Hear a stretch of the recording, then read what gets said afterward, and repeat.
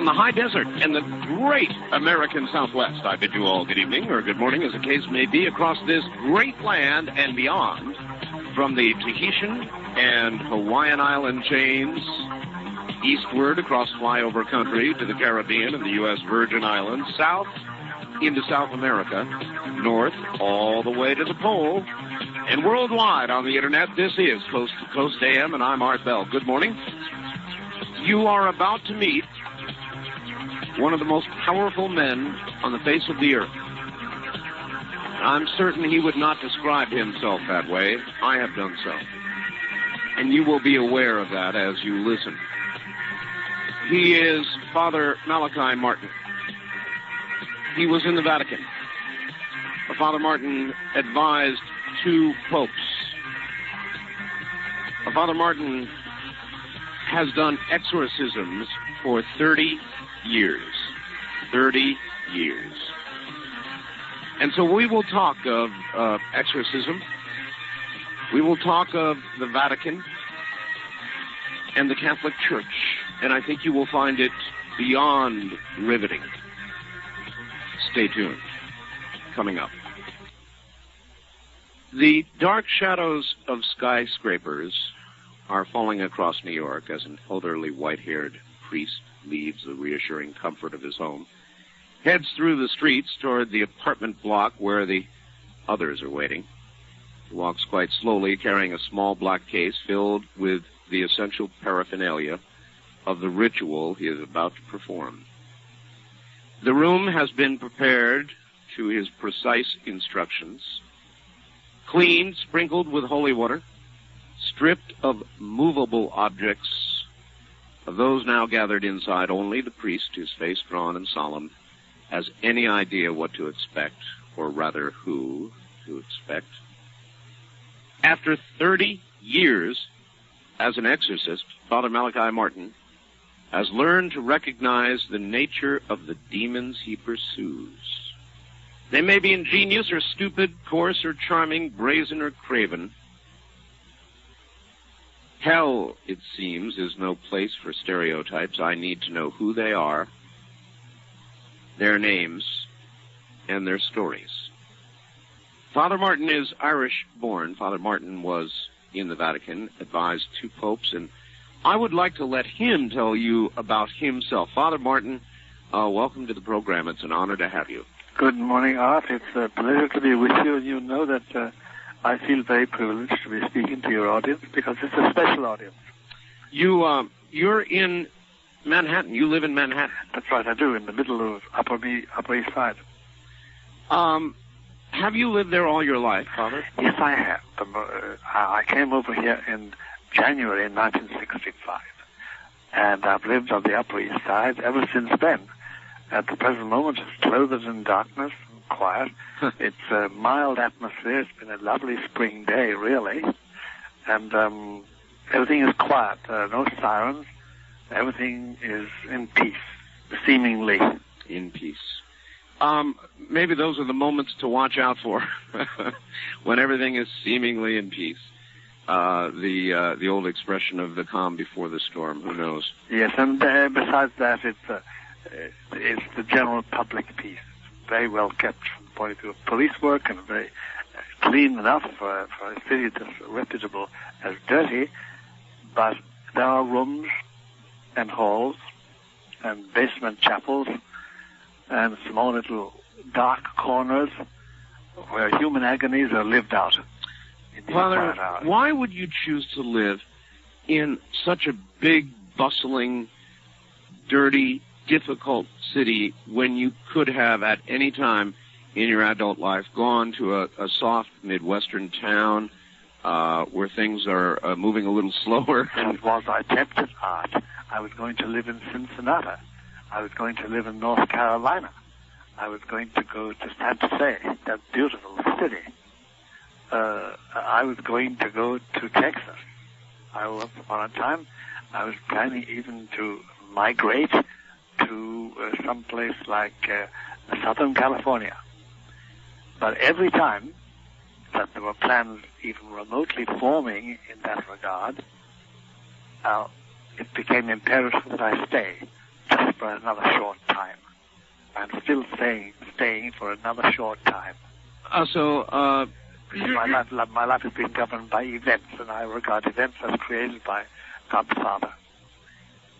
So it may turn out that you will be there for forever. It may turn out, you're quite right. At least the physical forever. Father, would you move just away from your phone a little bit? Yes, I'm puffing my P's and B's probably. Yes, you are, and that's much better.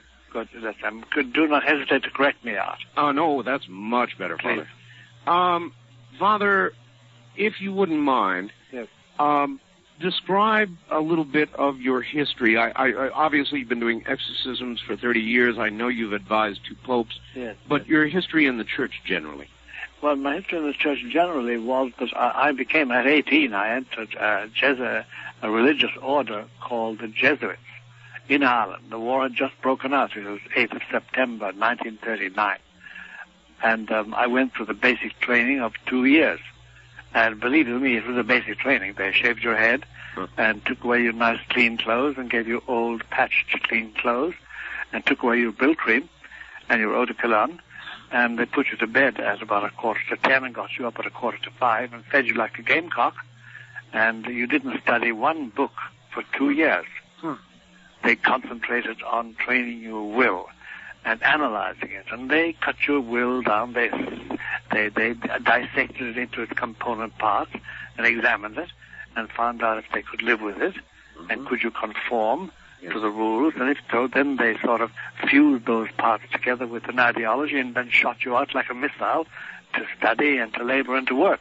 Father, that's very interesting. What you have just described, I'm sure was even tougher than certainly what I went through. I was in the Air Force, and I went through basic training at Lackland. And their job was to almost try and break you.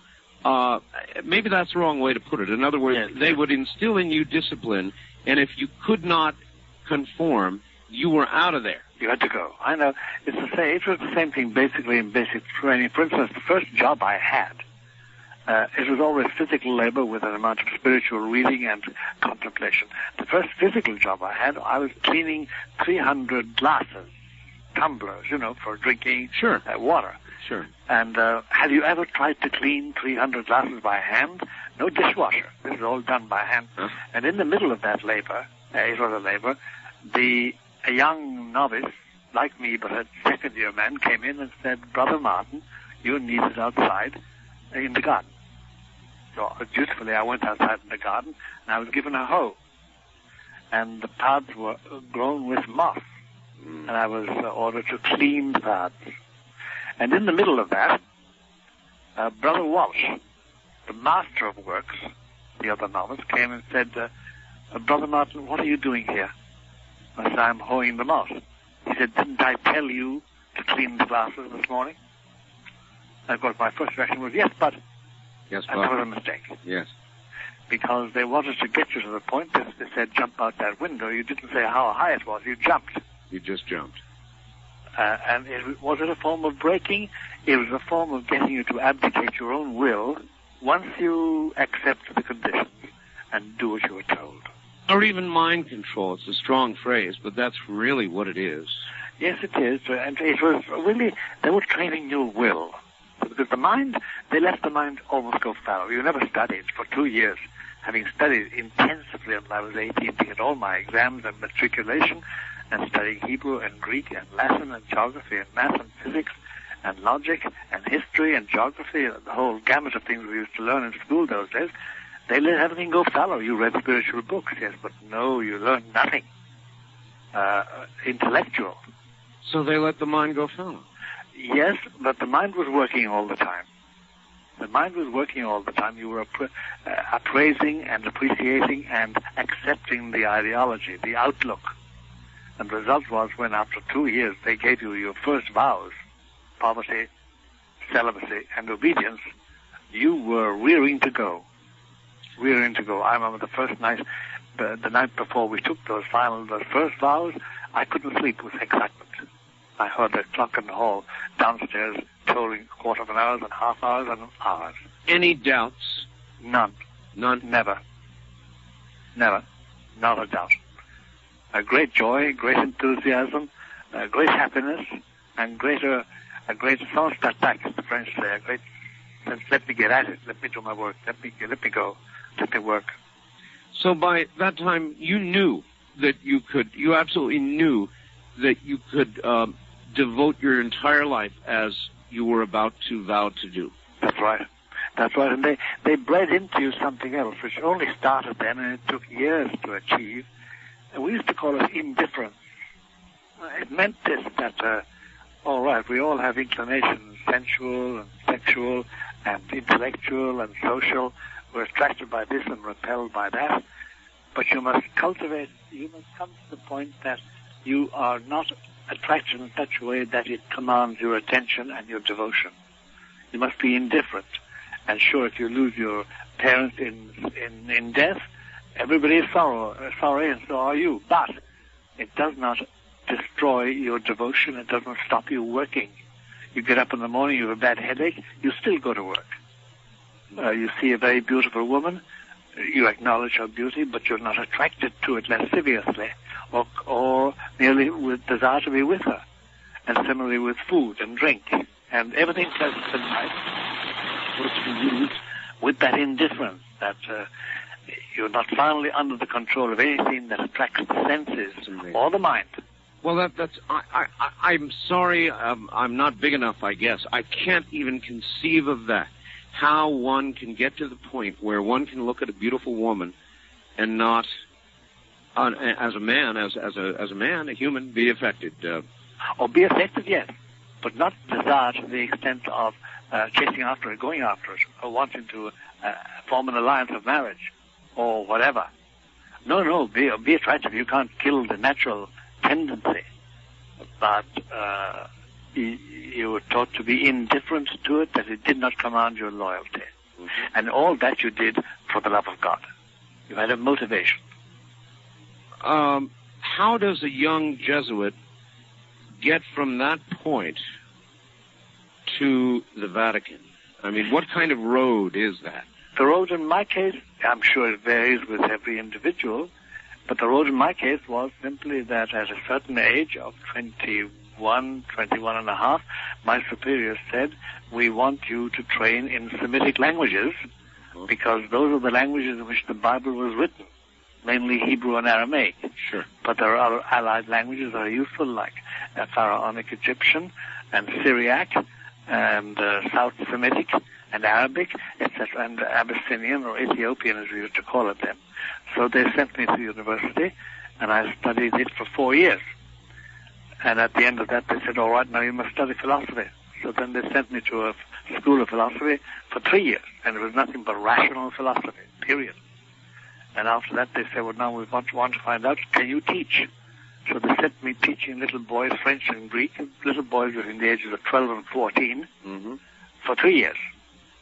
And then they said, okay, now you must do theology. So they gave me 4 years theology in Belgium, where there was nothing but theology, morning, noon, and night, in an international house. And then they said after that, okay, now you must get a doctorate in Semitic languages, Oriental art, and history.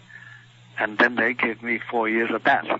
And at that point, then they said, all right, you are now posted to the Vatican to teach there as a philosopher. Well, Father, as a professor. Father, were you at some point, I mean, obviously, there are so many Jesuits, and somebody at some point must have looked at you or put their hand on you and said, you have a special path to follow, even within the church, and started you down that particular path. Yes. You see, every month in the old system, it's changed now with the Jesuits, but in the old system, every month the superior, the local superior, sent in a speculum, what they call a speculum. Speculum is the Latin for mirror.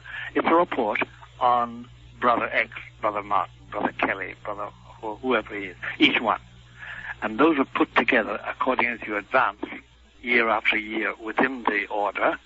And at the end of it all, they call you in and say, listen, this is what people have been saying about you all along. The decisions in your regard were made on account of these facts, and they were account of what every superior had said about you. And it's that accumulation of facts, not a profile, what we now call a profile. We didn't call it a profile then. We called it a speculum, a mirror of the man. That is what inclines them to mark you out as useful. And of course, their use of you was always made in view of your talents. There were some men with me who were brilliant mathematicians but couldn't say bonjour. They couldn't learn a language. Yes. So they graded you according to your talents. And they found I had a capacious memory. I was hardy as a hare. No problems with health ever. I could sleep on the floor. I could labor all day. I could live a little sleep. I didn't require much more than the normal intake of food. And I was dead keen on my work. And they could use those talents. But somebody had to see that. Oh, yes, they did. The very early superior saw it and wrote to Rome about it, to the major superior in Rome. I see. And they made that decision which passed down the line. In those days, Art, it's not the same today. In those days, there was one central hub in the Roman Catholic Church. It was the Vatican. And out of it, picturesquely, you can see it in your imagination, there ran pipes. Flowed to everywhere. Father, hold on. Sure. We'll be right back to you. We're at the bottom of the hour. My guest is Father Malachi Martin from the High Desert. You're listening to the CBC Radio Network.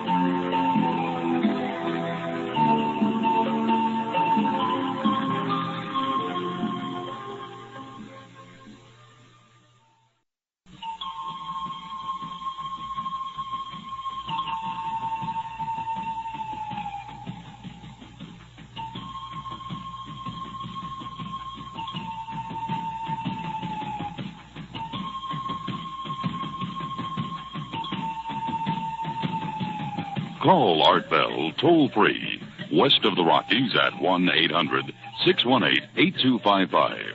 1-800-618-8255. East of the Rockies at 1-800-825-5033. 1-800-825-5033. This is the CBC Radio Network. From Manhattan, New York, my guest is the exorcist, Father Malachi Martin. Yes, you'll hear about it. I will warn you, though, what you will hear tonight may actually not be suitable for all audiences. And so exercise parental control, because some of this can get pretty rough. Back now to Father Malachi Martin. Father, are you there? Of course. Okay. I've been listening, fascinated, because I find what you advertised is absolutely interesting. Well, it is. I don't know that it would all apply, for example, to Father Malachi Martin's case, but... No, not all, but... Interesting, nevertheless. It tells me how the other half lives, doesn't it? That's also valuable to know, Art. Yes, it is. Father... Yes. Well, I guess we're trying an experiment here, folks, and we've got a kind of little thing over the telephone trying to... eliminate the pops and the peas and so forth, but it seems to be moving around. So... How's it doing now? Now it's okay. As long as it's not moving around, it's fine. All right. All right. Keep after me. I think we're all right. Father, how old are you now? I'm 76. 76? Yes. How much longer are you going to continue to actively do what you do? As long as the good Lord gives me the strength and there's work to be done and people to be helped and people to be counseled and consoled and strengthened. And Art, I'll tell you, the particular avocation that I follow, the need for ministration in these matters has only increased. For instance, I've been working in the field of exorcism in the northeast corner since 1970, in practice. I came over in 1965, but by 1970 I was hard at work. These occurrences and happenings, people needing help, needing administration, counseling, needing exorcism, the number, mere numbers alone, the number has increased by about 800%. 800%. In what period of time, Father? Since 1970. Since 1970. 800%. 800%.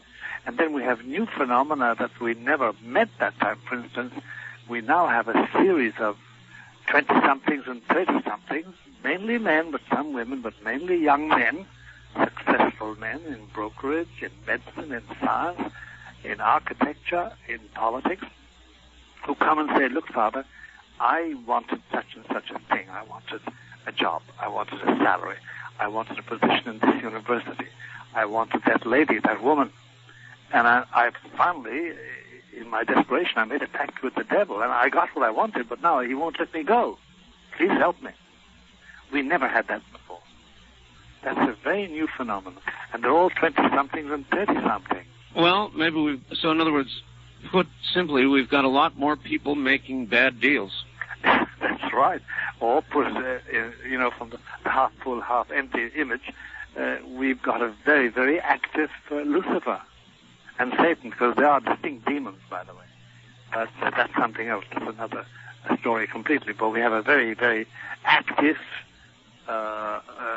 demonic presence in the present configuration of American society. All right. I'm only speaking about America, although I'm told, for instance, that there are 8 active exorcists working in Rome and Milan, because Milan, Turin, and Rome are afflicted with an awful lot of possessed people and exorcisable people.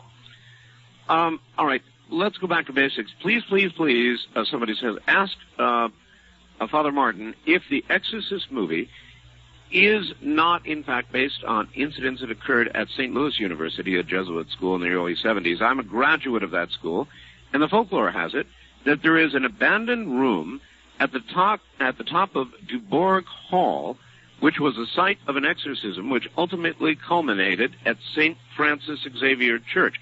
Georgetown U, the home of the protagonist from The Exorcist, also happens to be a Jesuit school. Please ask him if there is any tie-in and if he has seen the room at Dubourg Hall at SLU. Yes, you're asking me that? Yes, sir. Yes, I have. And it did occur there. In fact, that exorcism was the landmark exorcism in America. And it's been published in a repertorial form by a man called Thomas Allen, published by Doubleday a couple of years ago. And it's a harrowing story.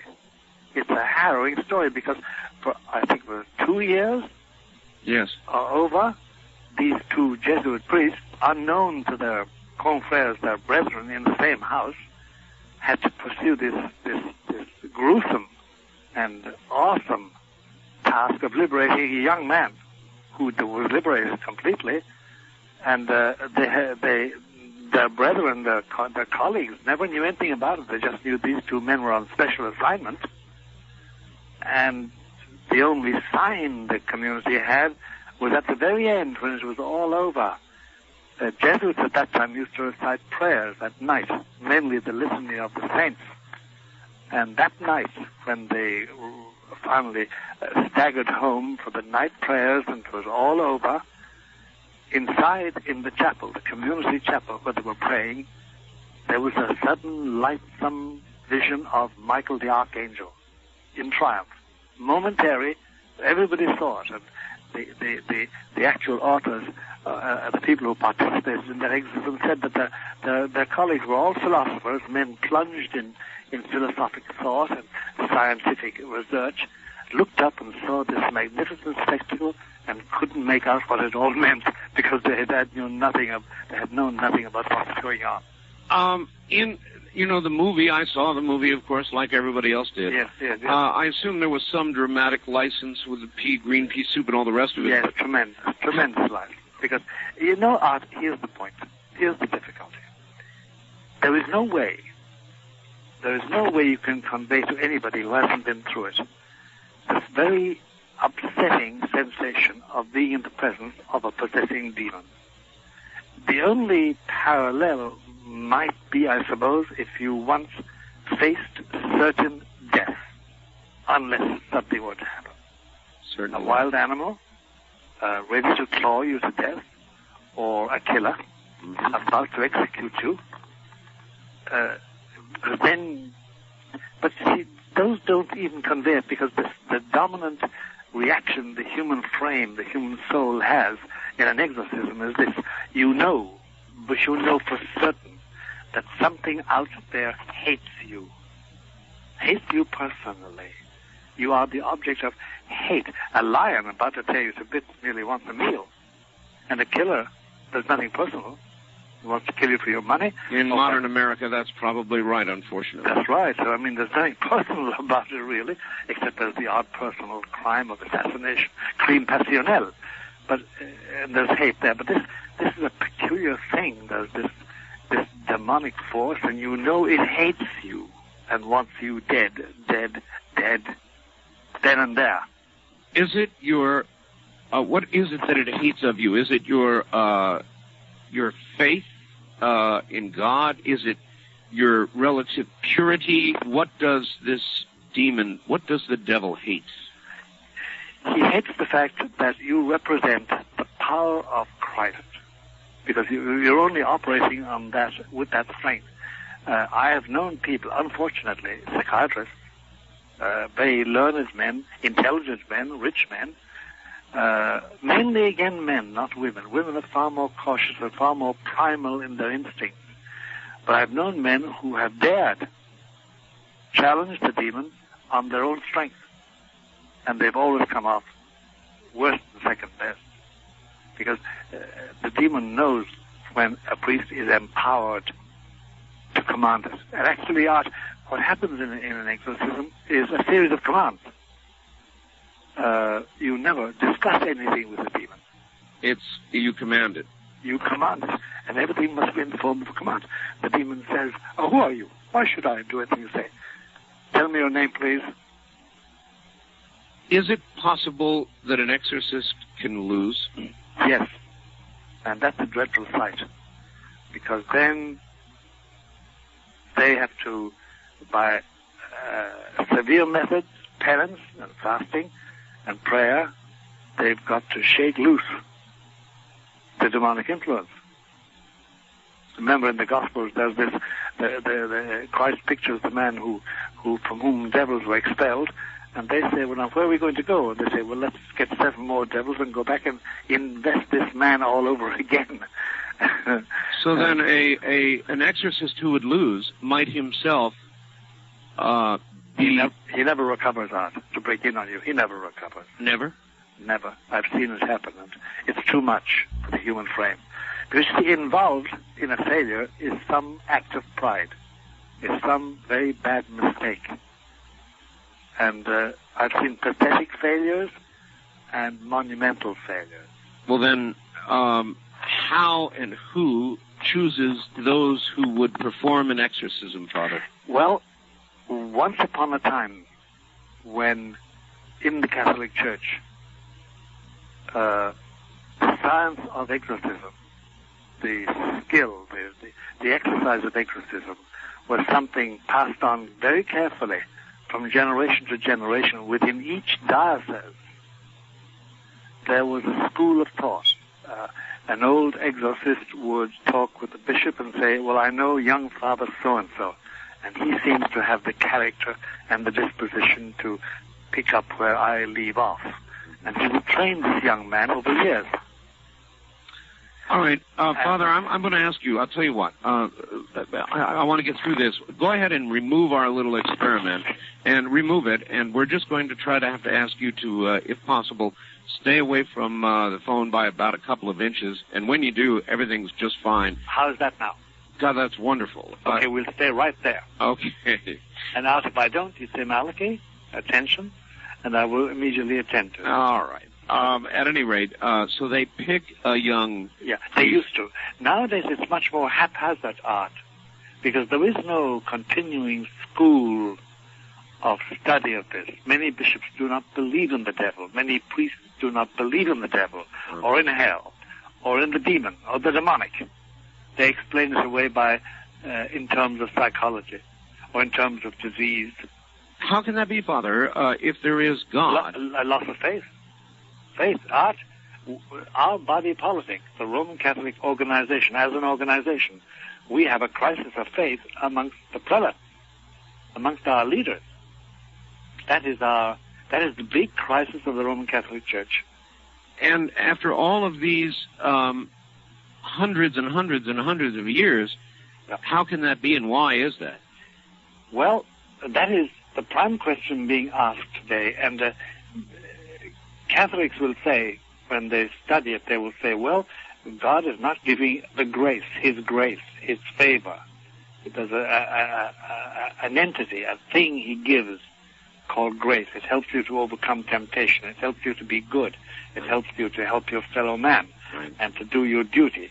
If He withdraws that grace, and it's a supernatural entity, it's a supernatural ability, if He withdraws that from you because you're unworthy of it, then, my friend, you can't act virtuously. You fall.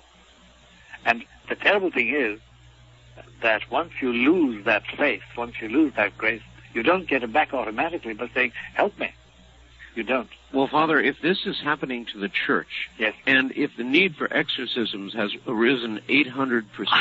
I know. You can picture our difficulty out. Then you've got the picture. I picture a war underway, one that at least at present we don't seem to be winning. That is about the lugubrious, the way you should state this very lugubrious fact. There is an intense war, and we are losing battle after battle. Now, we have a promise from Christ that ultimately we will win the war, or He will win it.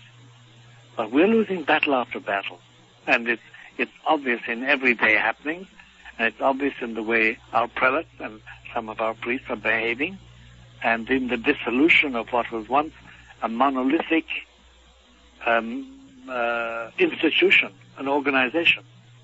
Now, all the while I'm talking about the organization art, the actual organization. Yes. Once upon a time, it was the premier monolithic organization which withstood everything for 2,000 years. It is no longer there. We are in deep doo-doo. We really are. I make a joke about it because it's a very painful fact for me. Such a fast fall, such a quick change. It took merely 30 years ostensibly since 1965 for this disruption to take place, but now we know that the rot, the change, started way back at least 100 years ago. A real rot. Is there a marker? Is there a point, or was there an occurrence that marked that change? Yes. There was a meeting in Rome from 1962 to 1965 called the Second Vatican Council. A council in the church is a gathering in of all the bishops. And there were 2,800 bishops at that particular meeting for 3 years. They came for sessions in the autumn and the spring, each of those years, 62, 63, 64, and 65, under a pope called Pope John the 23rd. Fast, roly-poly, genial John the 23rd. The good Pope John, as they called him. Yes. And the result of that meeting was this sudden hurricane of change and abandonment of what had been done for 1,500 years. 1,500 years out. The change was so violent. 1,500 years. And, I mean, for instance, you take small things that happened, like there was an order of nuns, teaching nuns in the west coast of America. It had, I think, 49 or 59 schools for girls. It had 600 nuns. The effect was to disband the entire order and close all the schools. And they took to rational psychology instead of religion. And they ceased to be nuns. They abandoned their vows. They walked away.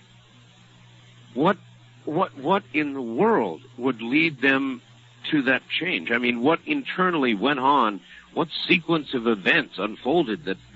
They brought in psychologists who analyzed and pointed out to them that they were very unhappy women.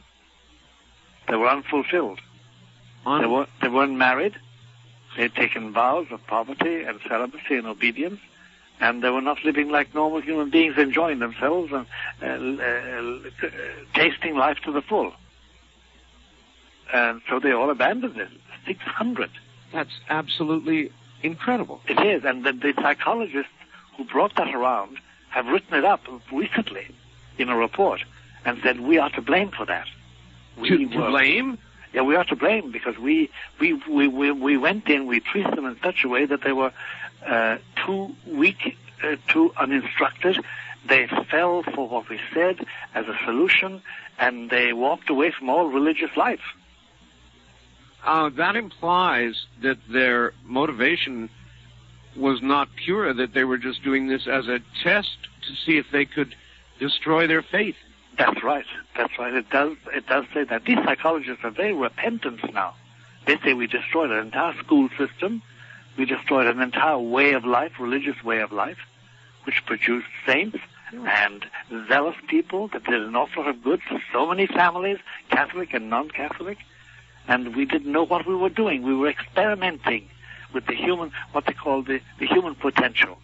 Their argument to the nuns was, you must fulfill your total potential. And fulfilling that total potential meant that they laid aside their religious habits and they got married or had dates. Sure. And went through the normal crises. But the result was that they lost the grace of their religious vocation and closed their schools. They closed all the schools. The potential for human evil never ceases to amaze me. I know. It's fantastic. And the point is that the potential was there. And now that's only one example. I mean, that is only one example. For instance, in that year alone, 1968 alone, there were 48 annulments, marriage annulments. That is, Rome decided that certain people had not been really married. They could consider themselves separate and go off and form a new marriage. There were 340-something, 48, I think I'm going to make a round figure, 340 in 1968. The numbers are changing quickly. Father, relax, take care. We'll be back to you after the top of the hour. My guest is Father Malachi Martin. Does it surprise you to know that exorcisms since 1970 are up 800%? Now, just what do you suppose that might mean?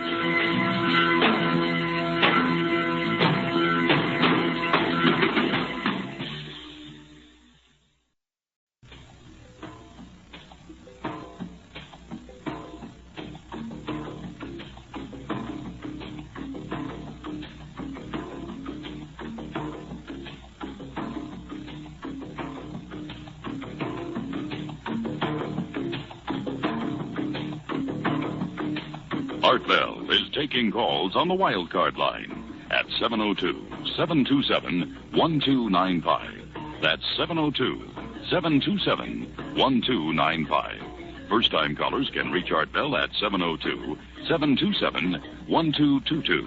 702-727-1222. Now, here again, Art Bell. Once again, here I am. My guest is the exorcist. He is Father Malachi Martin. For 30 years, he did, and actually still occasionally does, exorcisms.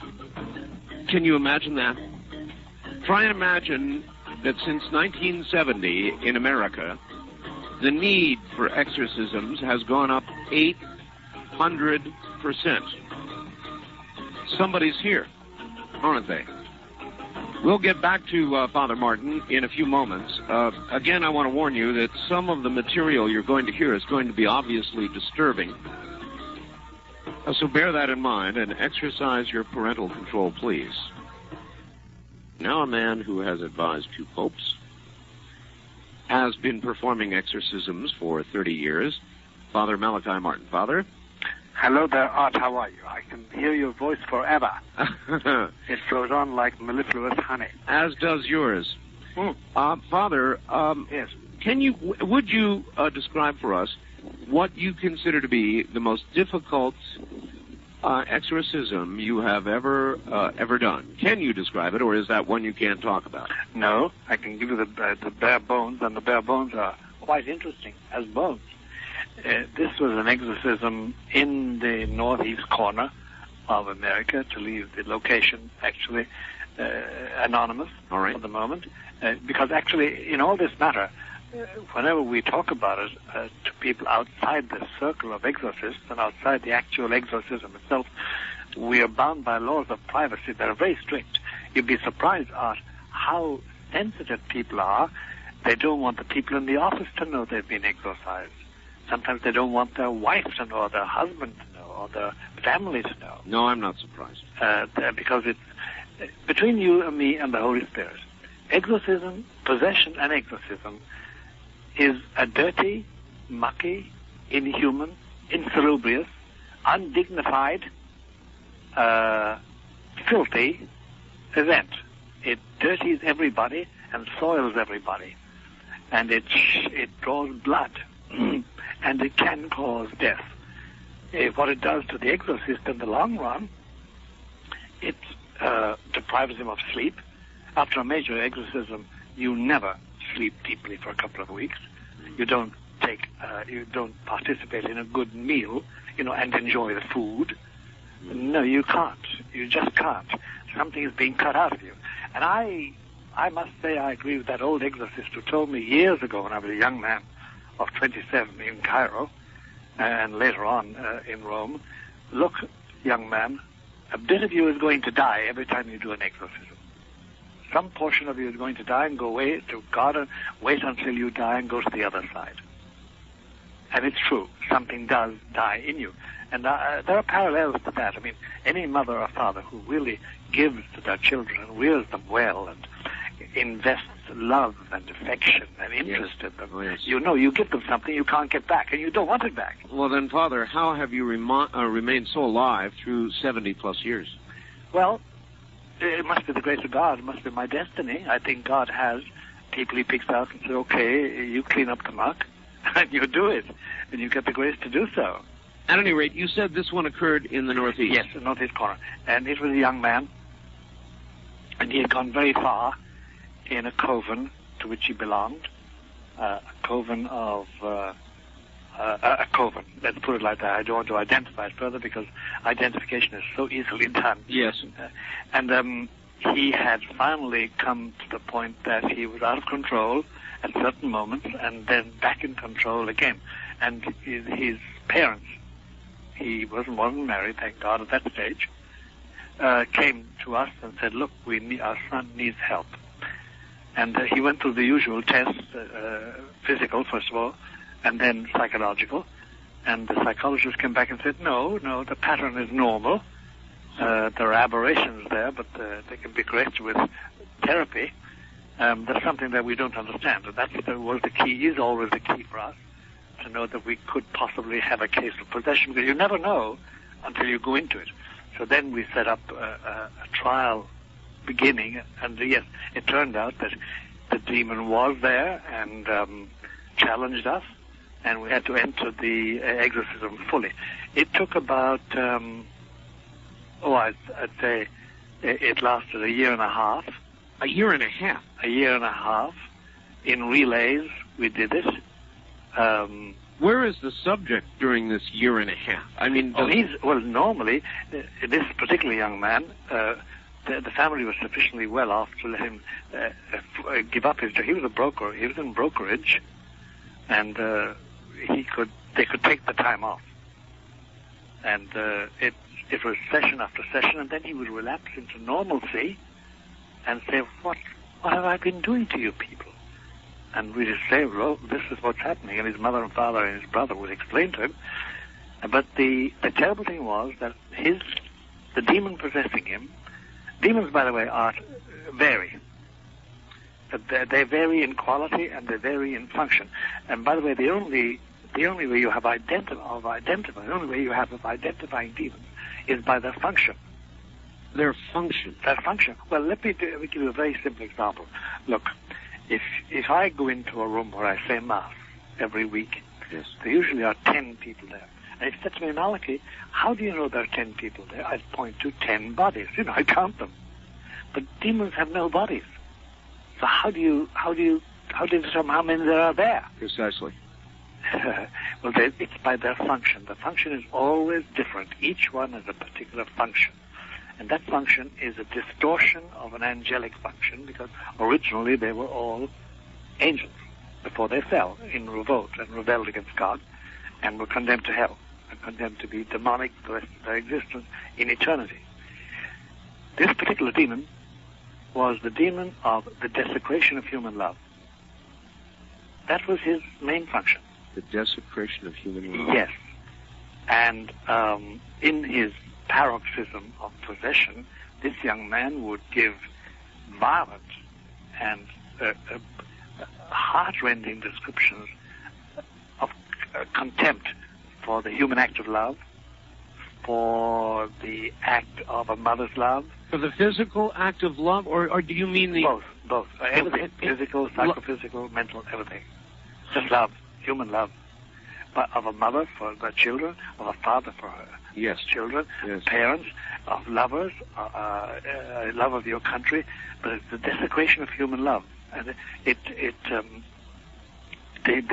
only some people could realize how contemptuous the demon is of our human love making, whether it's parents and or lovers or whatever, married people. Well, in most depictions on the silver screen of contempt for love, there's, as there was in The Exorcist, there's just horribly degrading demonstrations of physical disregard for the human sexual act or sexuality. Period. That's right.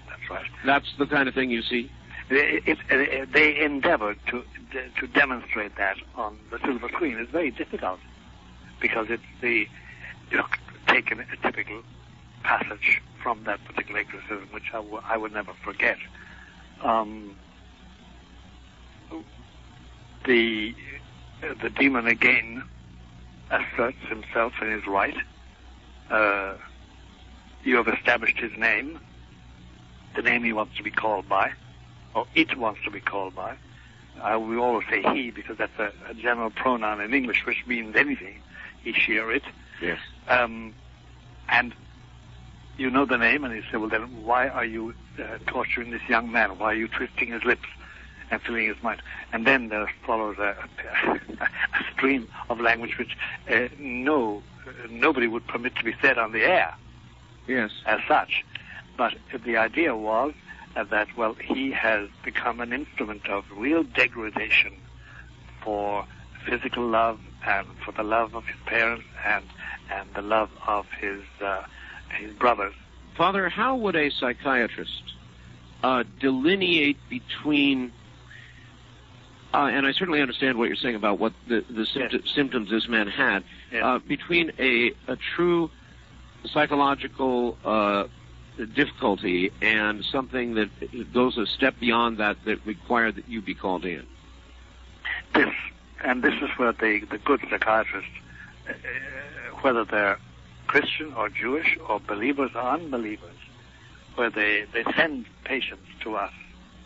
We get them every week, letters from a psychiatrist in Illinois, in wherever, saying, I have such and such a patient, and he or she wants to come and see you because...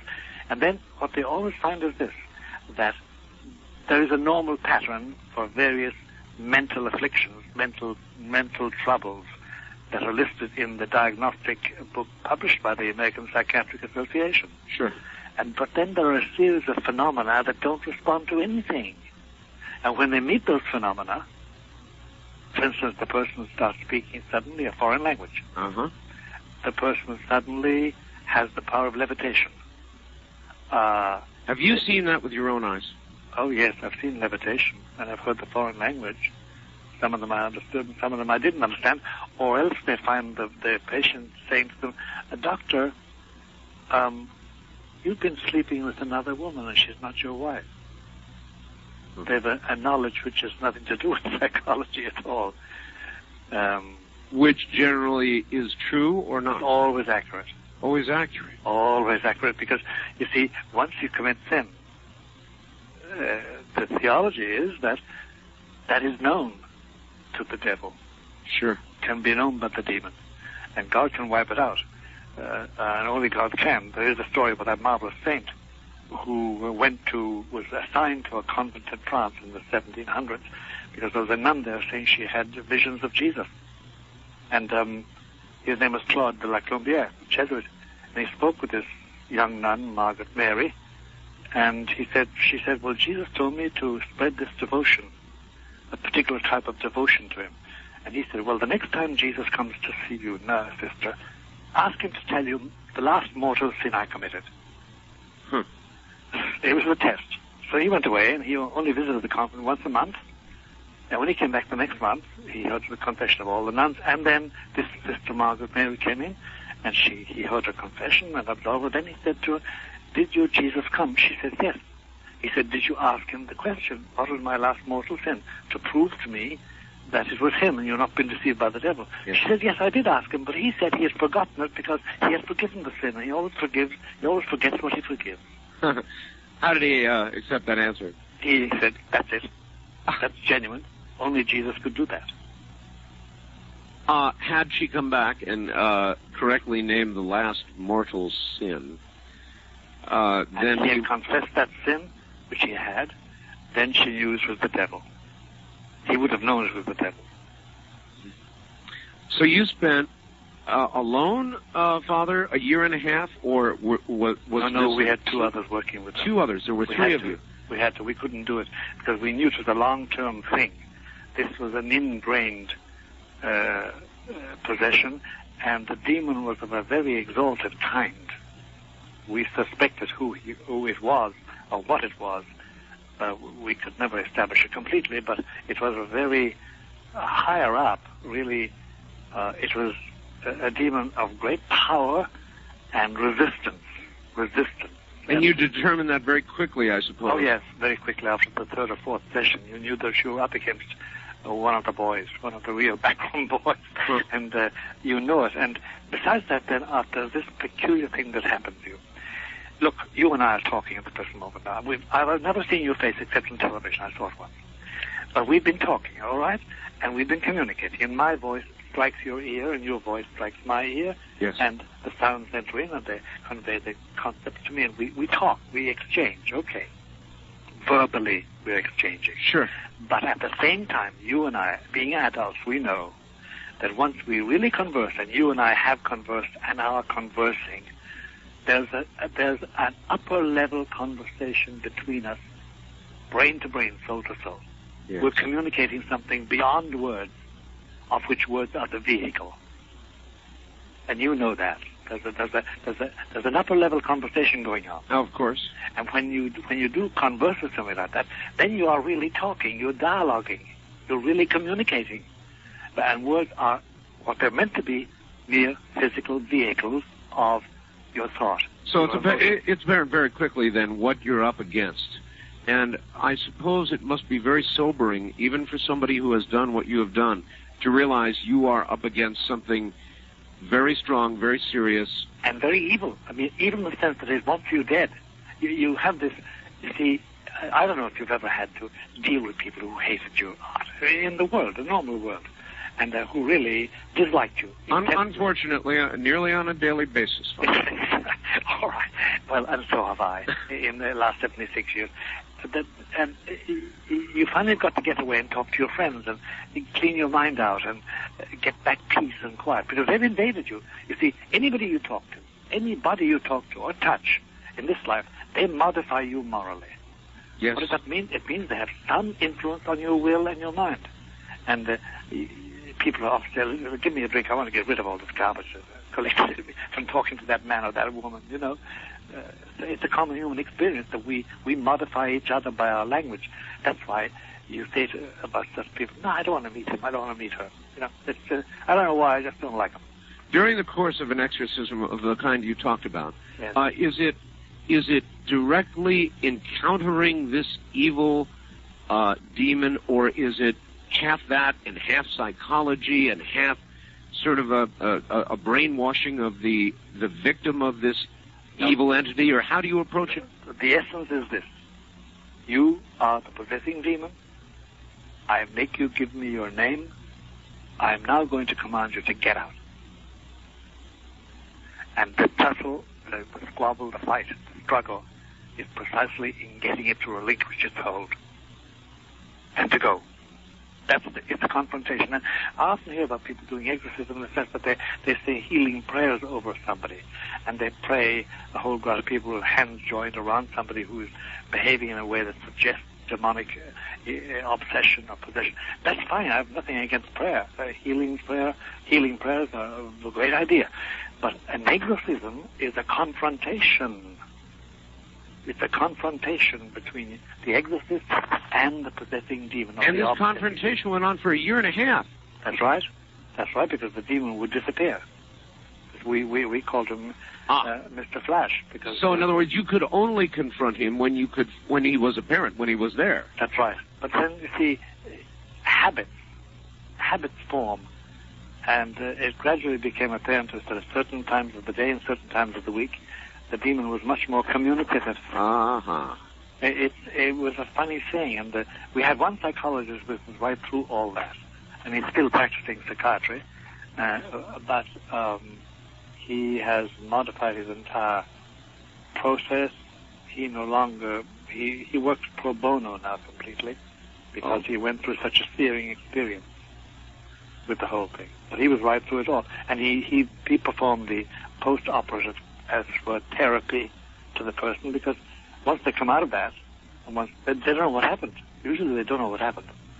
It's just sort of like the last year and a half was a big blank? A big blank, and then they begin to get memories and images, and the psychologist has to deal with those. All right, I would be interested when we come back, relax for a moment, Father, in when you know you've got him, that moment after a year and a half, when you know you've got him, and how you know that. Fascinating stuff. Exorcism. The Exorcist.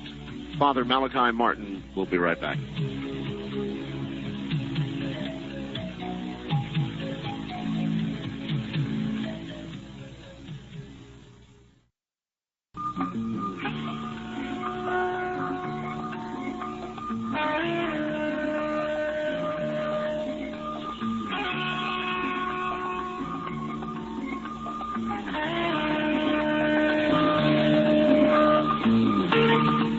Call Art Bell toll-free, west of the Rockies at 1-800-618-8255. 1-800-618-8255. East of the Rockies at 1-800-825-5033. 1-800-825-5033. This is the CBC Radio Network. If you've ever wanted to meet the Exorcist, this is your morning. He is Father Malachi Martin. He has been doing exorcisms for 30 years. We'll get back to him in just a moment. I'm Art Bell, and this, of course, is CBC. All right, back now to Father Malachi Martin. Father, Hello, Art. How do you know, Father, when you have arrived at that moment, when you have him, when you have found the weakness in this evil, and you can cause it to leave? How do you know when that moment arrives? That is a question I want to answer, and it's something along the following lines. Okay, the confrontation has gone badly for the demon, and it has had to yield its name, and when it started to possess this particular person, and what were its intent, and what has it achieved. And finally, there comes the point where you insist commandingly that it depart, and it depart in the name of Jesus Christ. Its will has been broken. Yes. Its power properly has been broken, because their will stays firmly anti-God and full of hate and full of filth, real filth, filth that's disgusting. But it's you take away their power. There comes a moment when you almost hear, and sometimes you do hear, what would be described in human language as a yowl of pain. A real groan, but it sometimes has a physical analog coming from the mouth of the possessed person. An agony. Yes, there's something departing, as it were, to die. Of course, it doesn't die; it merely departs and has lost its foothold. And here there's a funny thing which we should go into later on, but it's a fine refinement of the whole question. It's this: what happens to them when you expel them? And why don't they want to leave? And why do they come in the first place? Yeah. Oh, yes. But get back to answer your question directly. It's the transformation in the possessed person that takes place.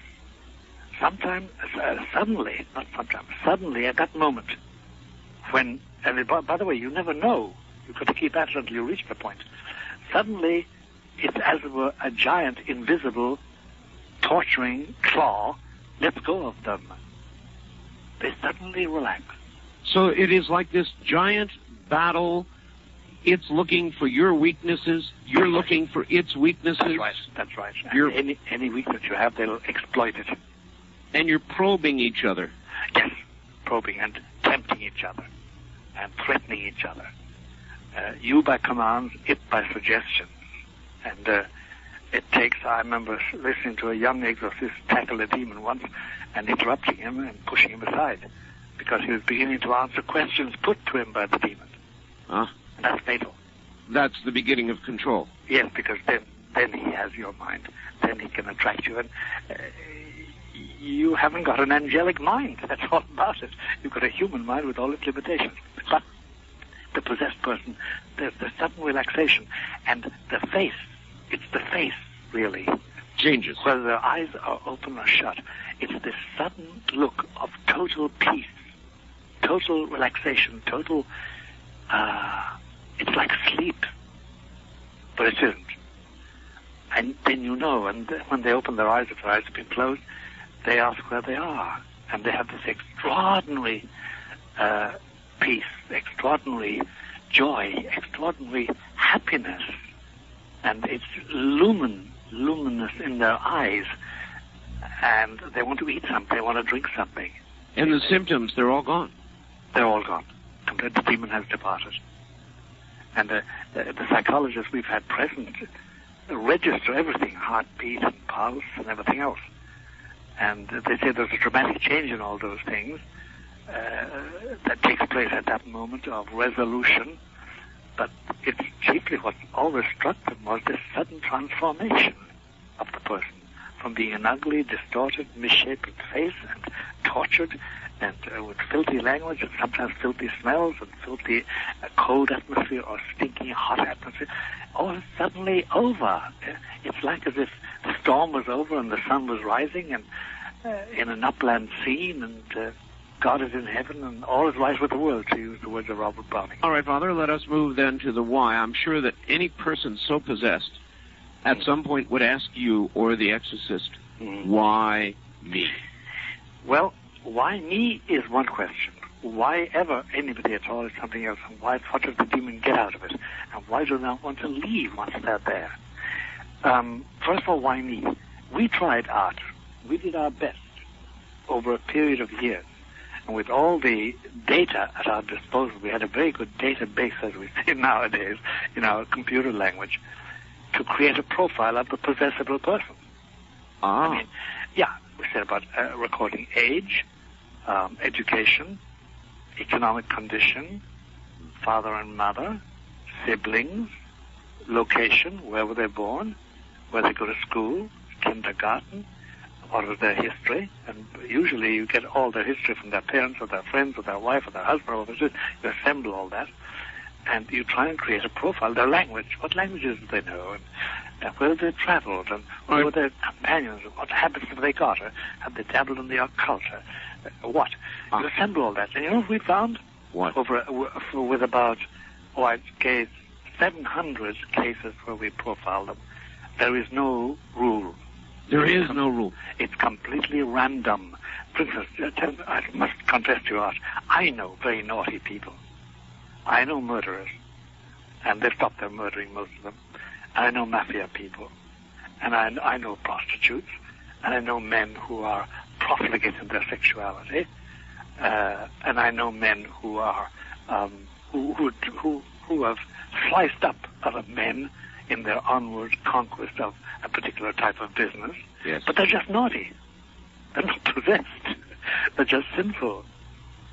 And that's not possession. Possession is something else. It's a peculiar inhabitation of your being by the power of the demon.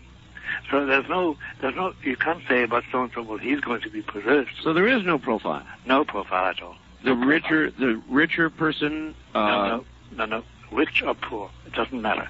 In fact, between you and me and the Holy Spirit, as we say, most of the big exorcisms we've done are very well-off, well-heeled people, well-educated people. But that begins to suggest there is a profile. Or does it mean that the poor cannot afford? No. but then we have a whole galaxy of ordinary people working, clerical workers, blue-collar workers, factory workers, road workers, construction workers, of all types, faiths, and descriptions.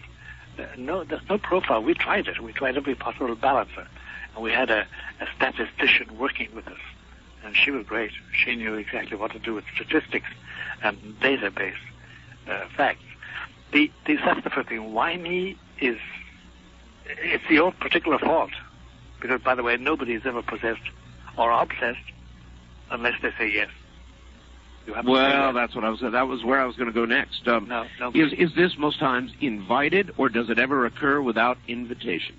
It always occurs through invitation. Now, by the way, Art, there's more than one way to skin a cat, and there's more than one way to say yes. Well, let me give you sort of variations on that. For instance, I, at the age of 28, working very hard teaching little boys Greek and French, I had to stay awake at night. I had to stay up at night working and get up early in the morning to prepare my lectures and prepare the papers and correct the exams, etc. And I needed, so I took up smoking. And I said, no, it'll keep me awake. I became addicted. Did I say yes? Not formally, but yes, I did actually. You were a smoker. I was a smoker, and I was addicted, and I said yes to it. It's like I had a marriage case a few years ago where they were breaking up, and they were engaged, and they were supposed to get married, and they came to me because they were breaking up, and I knew them. I knew both their families, and the confrontation went something like this. He said, well, I didn't ask you to fall in love with you, and she said, no, John, I'm sorry. You did. You did everything. You carried me on my first date, and you kissed me on the cheek, and you held my hand, and you went to bed with me. You did everything to fall in love with me. Huh. He said, you said yes to me, and now you want to renege on that yes. And she needs a compensation. I don't know what she wanted. I forget the details of it, or I prefer not to recount them in public. But the point is that saying yes is a very, very easy thing to do. To drink, to cocaine, sure, to illicit love, we say yes in various ways. You haven't got to say Y-E-S, you know? It's very easy. So, same way, I find, for instance, that if I use an Ouija board, I get answers. And I follow those answers and I profit by it. It helps me. Or I find that if I have a seance with certain people in a coven, and they don't call them a coven, but they're very nice people, but they do consult the spirits. And I find I get consolation from it and encouragement, and I slowly enter into a compact. I never say I will make a pact with you, but de facto I do. I've come to depend on it. I'm saying yes all the time. Father, may I ask you about this? If you were not a Catholic priest, yes, but instead were a Native American, would you be a medicine man? And if so, what a medicine man is from time to time called to drive out spirits. Yes, they are. What are they doing, Father? Are they doing the same work? Is it the same channel? Is it... I'll tell you, Art, what I think. It's now that you've asked a personal opinion of a very difficult subject. But my experience is the following. And I'm not merely talking about Native Americans. I'm talking about Baptist clergymen I know. Sure. Anglican clergymen, Episcopal clergymen, Greek Orthodox clergymen, Russian Orthodox clergymen, and some Methodists. I'm talking now from experience of people, but mainly evangelicals. I have seen such miracles of cure and restitution, yes, and depossession worked by these people, including Native Americans. Yes. Really shamans, you know, the old type. Yes. That because of my beliefs, I must conclude that my Lord Jesus Christ, in whom I believe, and who is, for me, the source of all power, has used them in their innocence and their faith to pure people outside the reach of, say, a Catholic priest like me. Do you understand what I'm trying to say? Perfectly. Yes, perfectly. Yeah, I'm firmly, I cannot deny that. In other words, you've got to make it fit. That's right. I've got to make it fit. I know a Baptist minister. He's an old man now. But, I mean, he has done Trojan work in this matter, and I cannot imagine that any demon would obey him unless Jesus gave this man the power. And that was the grace of my Lord Jesus Christ that has helped him do that. And these are people who have nothing to do with Catholicism or with some of them with Christianity, but it has worked. But I have that experience, and I can't deny it. And actually, there's an old principle in Catholic theology which says Deus non allegatur sacramentis in Latin, which means that God is not bound by sacraments as such when he wants to be free of them. Normally, he does use them. He does use his priests, but he can use his powers wherever he wants to. And I've seen that power used for good. And I must conclude that it is the grace of my Lord Jesus. So there may be many channels to the same source. Of course there are. But once you come in contact with the source, Jesus, the Lord Jesus and his life and his church, then you have the obligation in conscience to search and ask. Because, it's like the rich young man in the Gospels that he came to Jesus and said, look, I've observed the commandments all my life. Jewish commandments, the Torah, and the 613 precepts. What else need I do? And Jesus looked at him and loved him, the Gospel says, and said, okay, sell what you have, give it to the poor, and come follow me. And the young man went away sad because he had many possessions. And it's a mirror of what does happen with a lot of people. They see what they should do, but they can't give up that particular thing they love. They can't renounce what is bad in their lives, what is repellent, and therefore they can't accept his grace. Father, we talked about something last time that has left a chill down my spine. Namely? Maybe for personal reasons. I don't even know. Yeah. You have said there are perhaps millions of people walking around who have in effect made a deal with the devil. Yes, that's right. They have said, give me, I don't know, success or whatever, love or whatever. And they've made this pact. And now, I think you're right. I think there are millions of people walking around like that. These are people not possessed, as we have discussed, with the traditional possession. No. But they've made a deal and they know it, don't they? Sure, they know it. Then you see, Art, there's this terrible thing about it, that if you make the deal and live up to it, here's the thing that gives a chill to my spine, and probably it's what you're talking about in your case. If you are totally faithful, put it like that, to your agreement, if you're totally faithful to it, you will be helped by the demon to a certain degree or a great degree. Mm-hmm. He will foment you. It will foment you. It will help you. It will enlighten you. You will get light. You'll get solutions. And you will prosper. Now, your end may be miserable. Well, Father, there's a lot of people out there right now who are probably quaking as they listen to this because they're doing well, one way or the other, and I'm sure at some point in their life they've said to themselves, they thought, I'd just about do anything to have the following. That's right. That's right. And they did, and they got it, and now they are. And by the way, there are degrees of that too, but we call that perfect possession. You see, the normal person that comes to us, or the person that comes to us normally, is somebody tortured, and his psychologist or his psychiatrist or his parents or somebody says, look, you better go and consult a priest about this because it's nothing to do with medicine. And he does. And he is imperfectly possessed. He or she is imperfectly possessed. But the perfectly possessed person is utterly calm. They're utterly confident. They eschew all reference to being helped. They don't want help. They're quite happy. And you learn to recognize them. And when you recognize them, you run like a rabbit. I take it you see them in Manhattan all the time. Yes, you do. You do. I remember walking with a friend of mine, walking home after a lunch we had in a deli, and there were two men coming to us along the street. Middle-aged men in ordinary clothes, and I knew they had just committed a murder. I knew that. You knew that? fine with that, yeah, because of the demons with them. And I said something like, Jesus Christ. My friend said, what's that matter? I said, no, let's walk on. Okay, I'm starting to lose you a little audio-wise here, Father. Yes. But you actually saw the demon with them? Yes, I do that. I do that. I have that second vision when the demon is there. When the demon is in possession, yes, I do.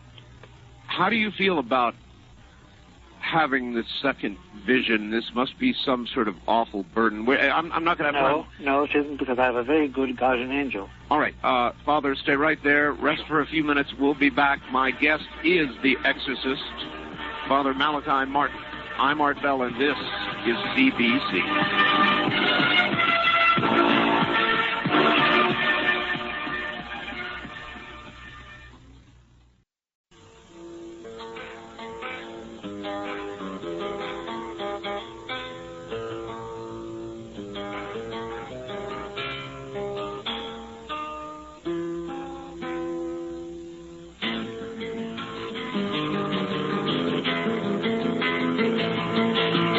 Art Bell is taking calls on the wildcard line at 702-727-1295. That's 702-727-1295. First-time callers can reach Art Bell at 702-727-1222. 702-727-1222. Now, here again, Art Bell. Good morning, everybody. My guest is the exorcist, Father Malachi Martin.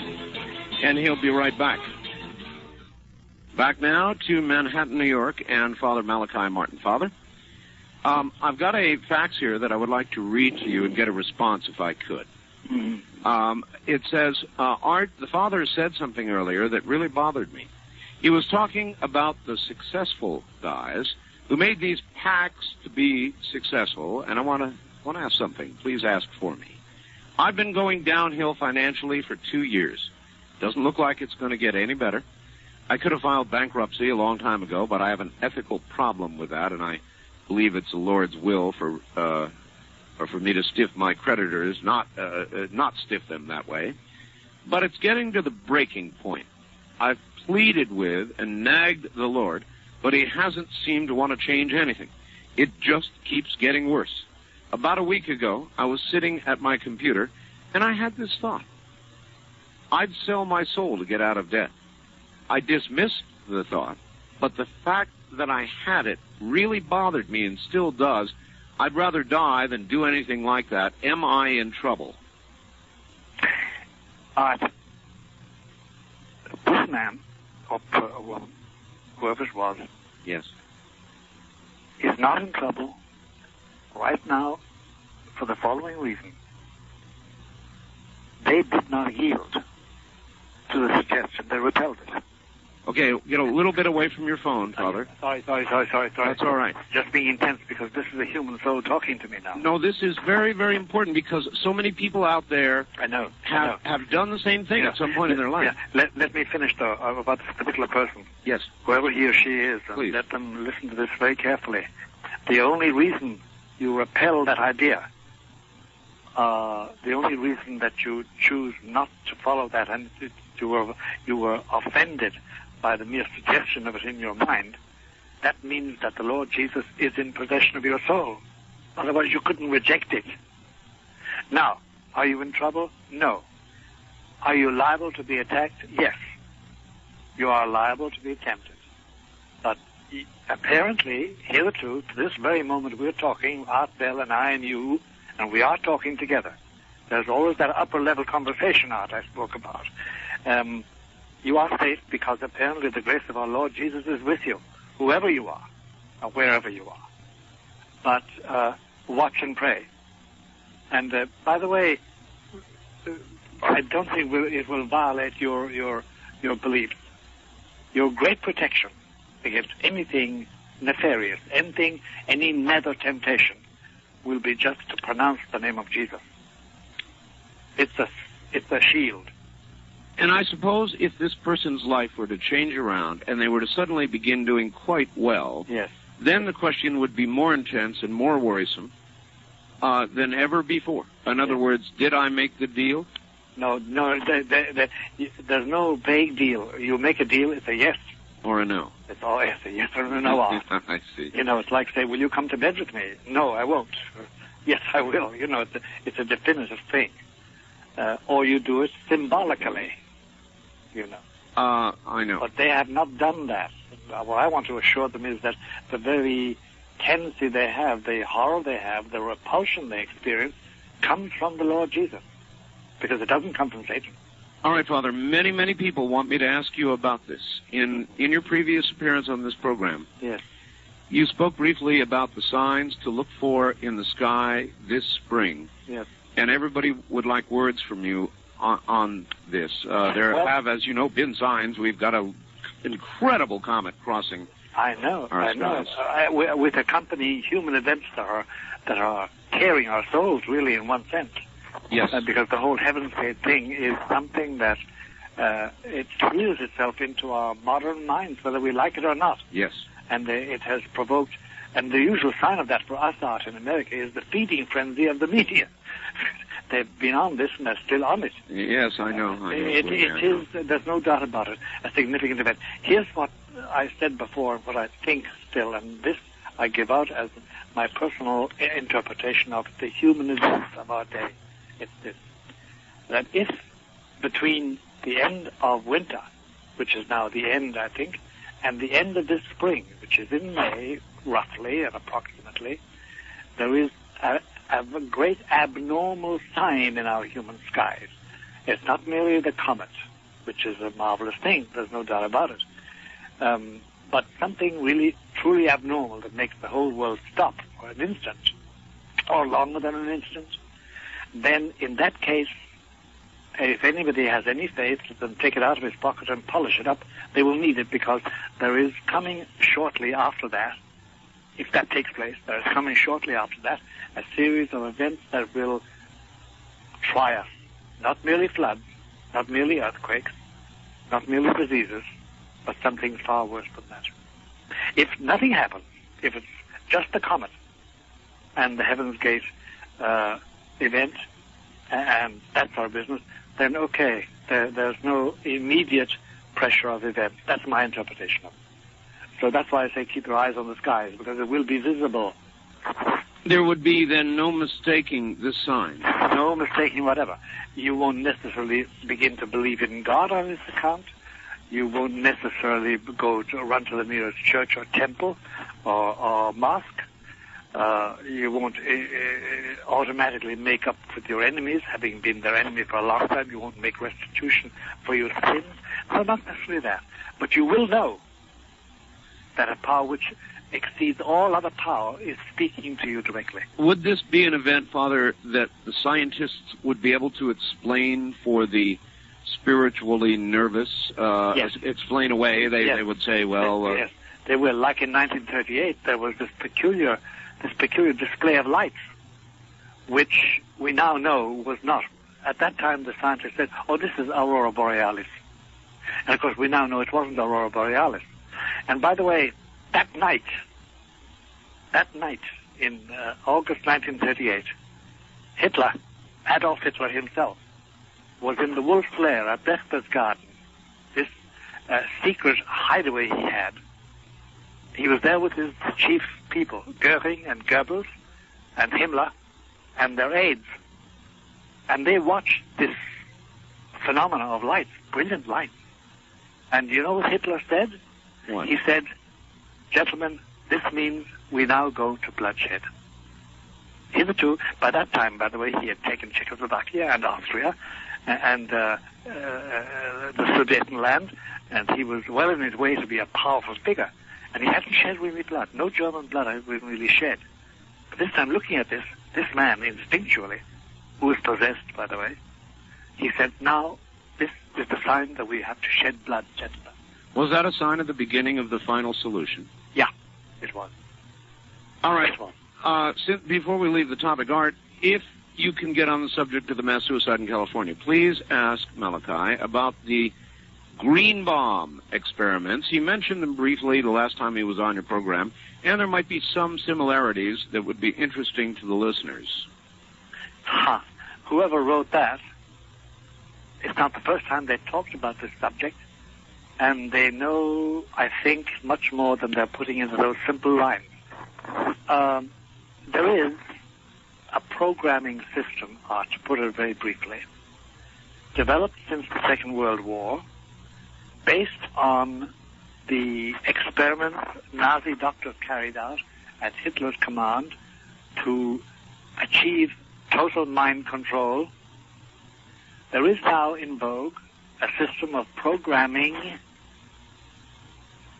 and it is, I was going to say devilish in its efficiency.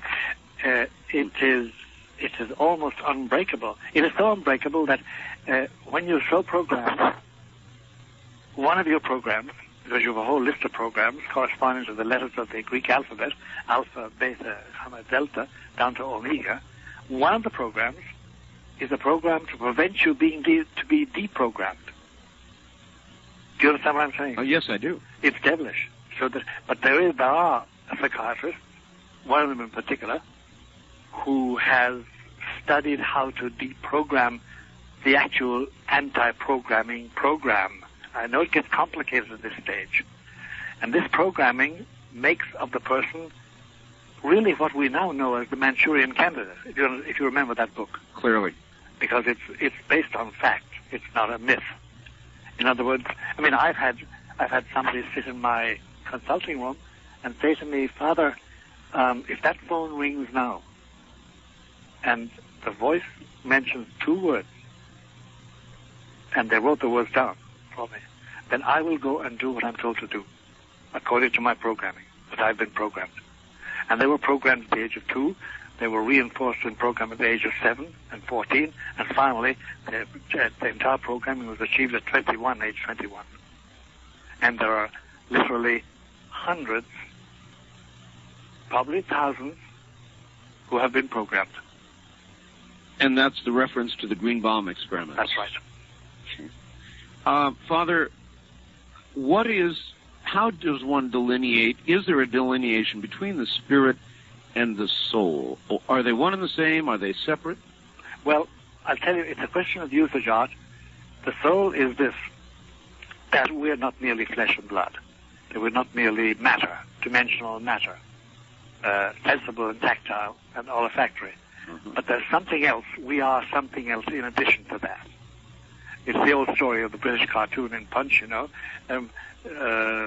I adore your body. And she says, well, what about my soul? It's thing in Punch magazine. Yes. But it's the idea that I am more than my mere flesh and blood. Spirit we use, it's talking again about soul, but it's talking about soul as a thinking, willing, and remembering faculty. The soul has 3 main faculties. They're called, by the way, the Trinitarian faculties. And one is thinking, to reason, which is so human. And one is willing, formally saying, I will do this, I won't do that. And then the faculty of remembering, recalling. Because those 3 are Trinitarian powers, they call them. Because they resemble the Father, Son, and the Holy Ghost. The Holy Spirit. I'm getting old-fashioned. I'm still old-fashioned about the Holy Ghost. Quite all right.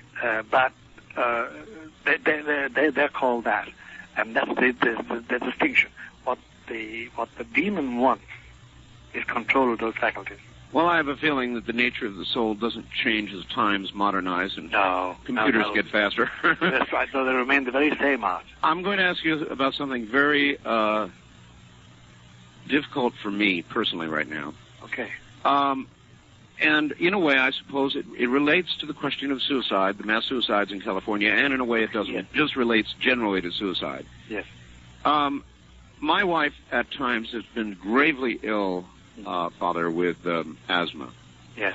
Where she couldn't breathe, that kind of thing. It's a terrible thing. And I have thought and actually said to myself that if she went, so would I. Now, you would go willingly. Yes, and she said no, and we had hours of very serious conversation about this, and my wife's view is that we are meant to live out, not to mask with drugs even in the final moments, but to live out our life as it has been dealt to us, or as God or our Creator intends for us to live it out. And if that means suffering, then that's what must be, and we must allow that to occur, and we must not stop it short, or we have sinned. My wife... She is very godly. My wife is a Catholic, Father. She's very godly. And she finally convinced me of this. But I have a duality, a kind of schizoid view on suicide, and it is as follows. In other words, I would not, I believe her, and I believe that is correct, that we should play out this hand we're dealt. Sure, but my political view, Father, yes, is that of a libertarian. In other words, it seems to me that the government, the church aside for a second, yes, the government has no right to make laws that would get between a person and their decision about their own life. Hard question. Do you have an answer? Yes, I have this answer. I also share this view. I do not believe that human governments have anything to say to the inner decisions of a man or woman. Those decisions must be made in the light of their religious education, yes, and their religious tradition. But the last thing in the world that I want to interfere with that is government. They should have nothing to do with it. And one of the difficulties, for instance, but let's not get into it because it's a wide field to discuss.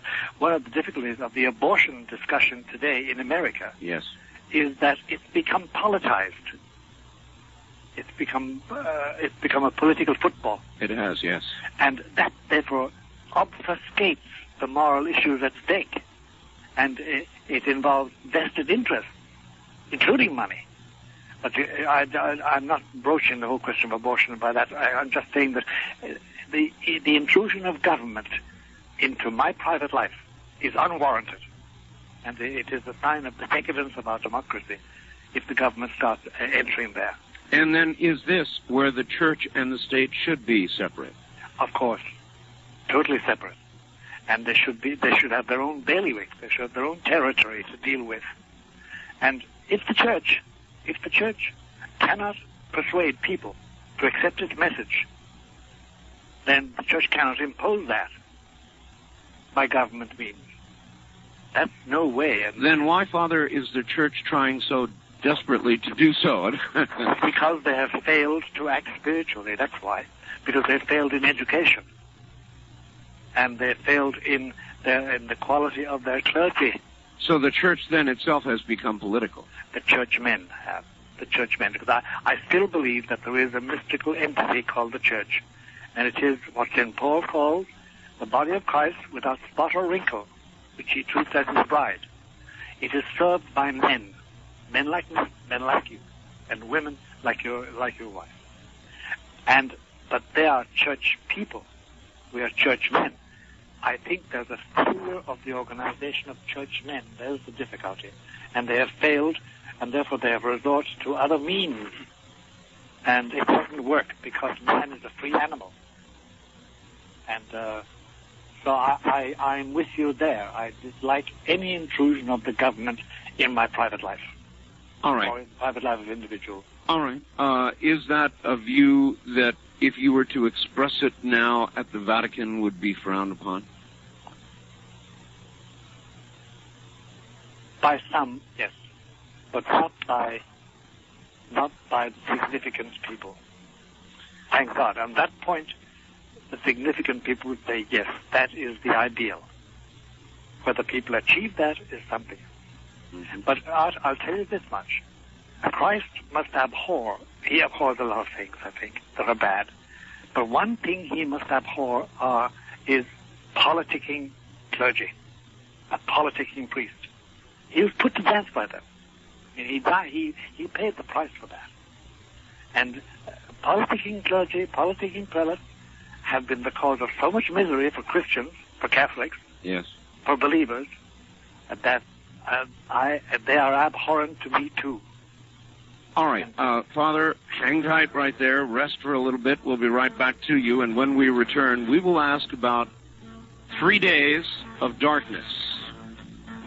Do you remember the question about 3 days of darkness? Coming up next from the high desert I'm Art Bell, and this is the Independent American CBC Radio Network.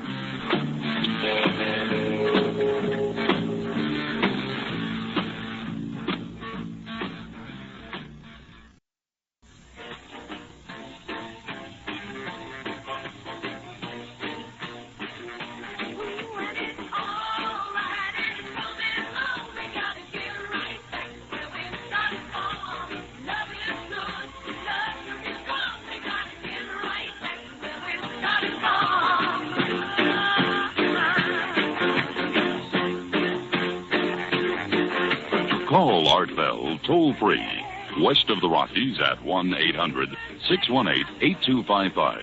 1-800-618-8255. East of the Rockies at 1-800-825-5033. 1-800-825-5033. This is the CBC Radio Network. Now back to Father Martin. And Father Martin, we talked some time ago about 3 days of darkness. You said it would be dangerous to be abroad outside your home or even inside your home. Yeah. Somebody is asking, what is the nature of the danger? Is it civil, natural, spiritual? It is spiritual. Spiritual. Spiritual, yes. That particular prophetic fact, excuse my diction, is based on a private revelation which churchmen have accepted, which the Roman churchmen have accepted, made in various places in the year 1846 in La Salette, France, and in Fatima, Portugal in 1917, and then at various other places since then. And it concerns the arrival of a final chastisement or punishment from God to purify men and women and prepare them for entry into heaven. Not rapture-like, according to the normal one evangelical theory, but actually the end of the world. It's not exactly around the corner, Art. It's at the time when a figure called the Antichrist is abroad, and it's a very complicated issue, the whole thing, but the actual danger itself during those 3 days of total darkness over the earth, the dimming of the sun completely, and no light, it's a time when the last efforts of the demons to run our lives and to rescue, take souls away from the salvation that Christ has worked out. Now, this brings up the whole question, the function of angels and demons. We must touch on that some other time together and go into it. Otherwise, a lot of this talk is unintelligible to a lot of people, not even intelligent. But that's the idea of those 3 days of darkness. It's spiritual darkness.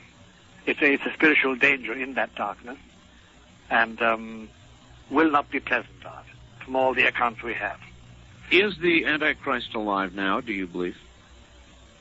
Yes, the Antichrist is alive, not active as the Antichrist. He cannot die in the normal way, and he will come forth at the right time. The right time being the time appointed within God's general providence for the human race. All right, maybe this following question will help. Yes. Please ask Father Martin exactly what are demons. Are they the spirits of deceased evil men, now prodigies of Satan, or are they created by Satan? How are they, in effect, born, or do they come to be? The belief, the fundamental Christian belief is as follows. God decided to create this world, this cosmos of planets and stars, and of Earth in particular. And he decided that he would create on that particular planet, this small little planet, by the way, he decided to create a race of men and women that would have bodies that were mortal and would have spirits that were eternal and immortal. Now, the nature of God in Christian theology is such that he simply doesn't himself do things directly. He does it through agents, through emissaries. He always acts with secondary causes, as they say. A primary cause, such as God, acts through secondary causes. Now, he decided to confide the direction and the care and the running of this complicated universe of ours, this complicated earth of ours. He decided to confide that to a special series of beings he would create, namely angels. And they were created too, but they had no bodies, only souls. And of course will and intellect and memory and imagination of an intellectual kind. And they would have care and direction of this human race. But there was one outstanding fact about this human race that he let the angels know about, namely that he himself would allow his son to become a member of the human race. And therefore that the angels would have to adore somebody with a body, who was human, who was mortal. And one particular angel, the chief angel, whose name in Scripture is given as Lucifer, son of the dawn, said, no, I haven't got a mortal body. I'm not limited in age, like this godlet. I will not serve. And he revolted. And there was, therefore, the war, which God allowed again, because God, there's a mystery about God, Art, and it's why he permits certain things to take place. Yes. But we should enter, that's another question. That's a side issue at the present moment. And there was a war, and 1/3 of the angels revolted and were condemned, of course, because they couldn't defeat God. And God's war was symbolically and metaphorically conducted by a chief angel called Michael, who said to Lucifer, Michael, who can be like God? Because Lucifer said, I'm going to be like God. I will not adore. I will be like unto God. And Michael says his name means in ancient Semitic and in Hebrew, who is like unto God? Michael. Who can be like God? So the angels, therefore, the bad angels were therefore expelled from God's presence. But they still had a function. They were still by nature destined to work with men and women. And they still are tied to the destiny of this cosmos. And this earth in particular, this particular planet, they're tied to that by destiny. But now their destiny is to try and snatch man's allegiance, woman's allegiance from Christ, from God. And hence we have this entire battle of good and evil. Yes, we do. And there's no doubt about it, between you and me and the Holy Spirit, to invoke that saying again, that in this world, as adults, we finally know it's either Christ or Lucifer. By the way, I use the word Lucifer, the name Lucifer, much more than Satan. Satan is a general term, by the way. It means, in Hebrew, it means adversary. That's all it means.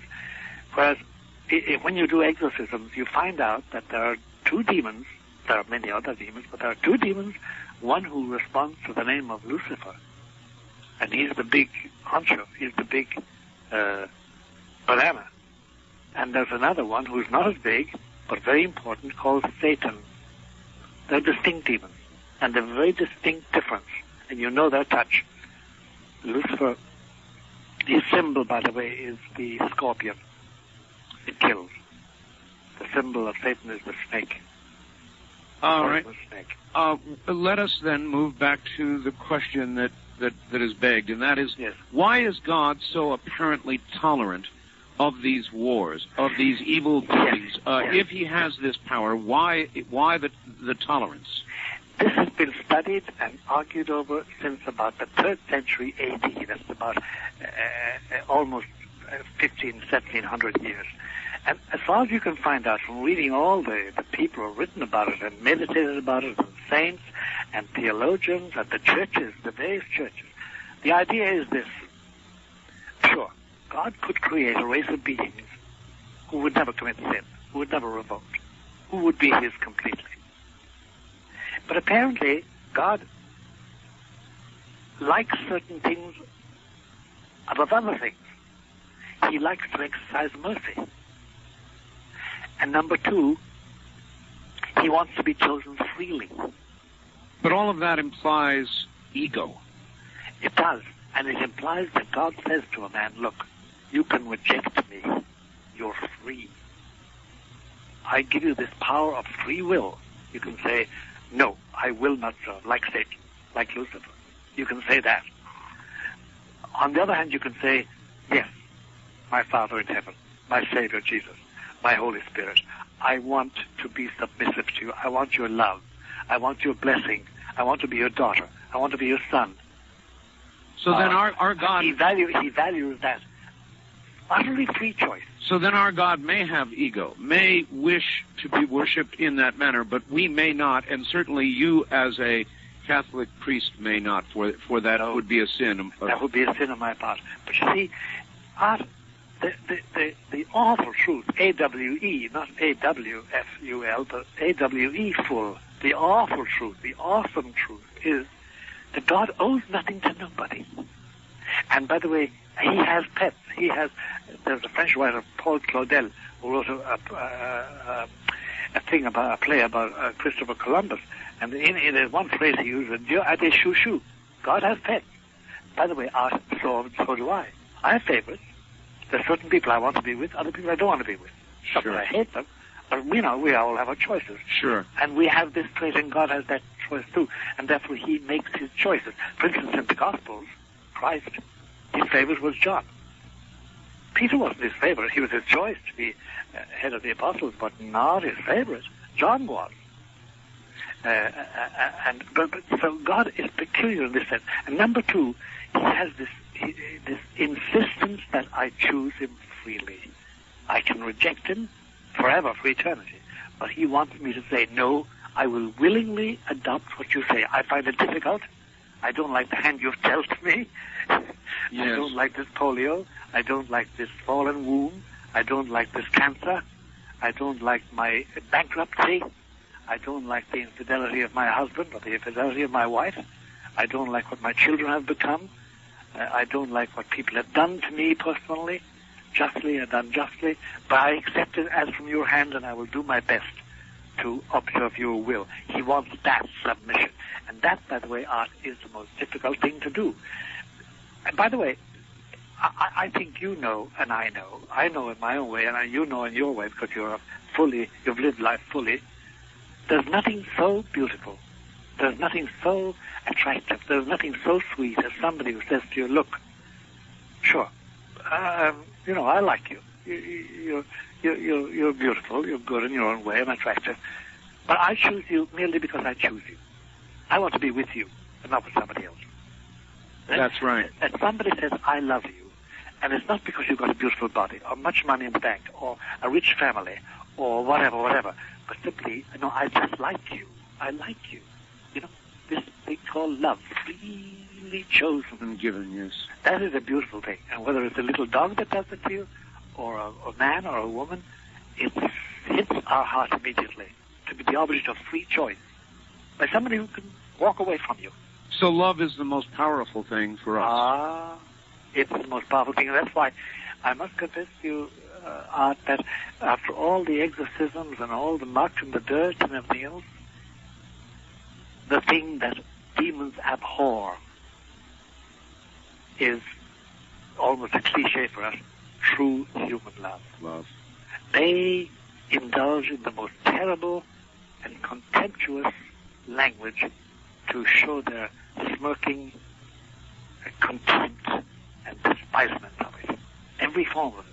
It's psychophysical and it's mental form. Everything. Father, every time, and there are many tragedies that occur. I report on them as a talk host. Yes.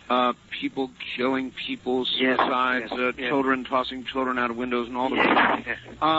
Every time that happens, I get a fax from a fellow named Mark, who declares himself to be an atheist, and he will inevitably say, if God is so great and so powerful, why in the world would he allow Hitler, for example, to murder over 6 million innocent people? And you just answered that question, didn't you? Yes, I did. And the point is, it's God's choice. I wouldn't have chosen it. I would not. But this is God's choice, and He is supreme. You know, there's one scene in the death of Christ, in the life and death of Christ, when He was on His way to be crucified, and crucifixion was a nasty thing. But He met some women from Jerusalem along the way that were crying because they knew He had cured their children and consoled them and spoken the words of wisdom. And He said, listen, stop, don't cry for me. I'm the greenwood. You're the dry. And if they do this to me, what are they going to do to you? I mean, it's a frightening thing for the gentle Christ to say that. And it's the truth. There are things that happen. We deplore them. I deplore the whole Shoah, the Holocaust. I deplore that the little boy, Dayton Bennett, who was just beaten and starved by his mother progressively until finally she went to the hospital with a dead body. Now she's up, she's being hauled in, accused allegedly of murder. And it does seem to be that. Why did God allow that? And you know what a priest like me has to do in a case like that? What? Art, I say to Christ, please unite Dayton's, and I did, Dayton's sufferings with your sufferings to save souls. All right, Father, hold it right there. I want to remind everybody out there to get a copy of this program. You can call 1-800-917-4278. That's 1-800-917-4278. It will be a 5-hour program. I'm Art Bell. This is CBC.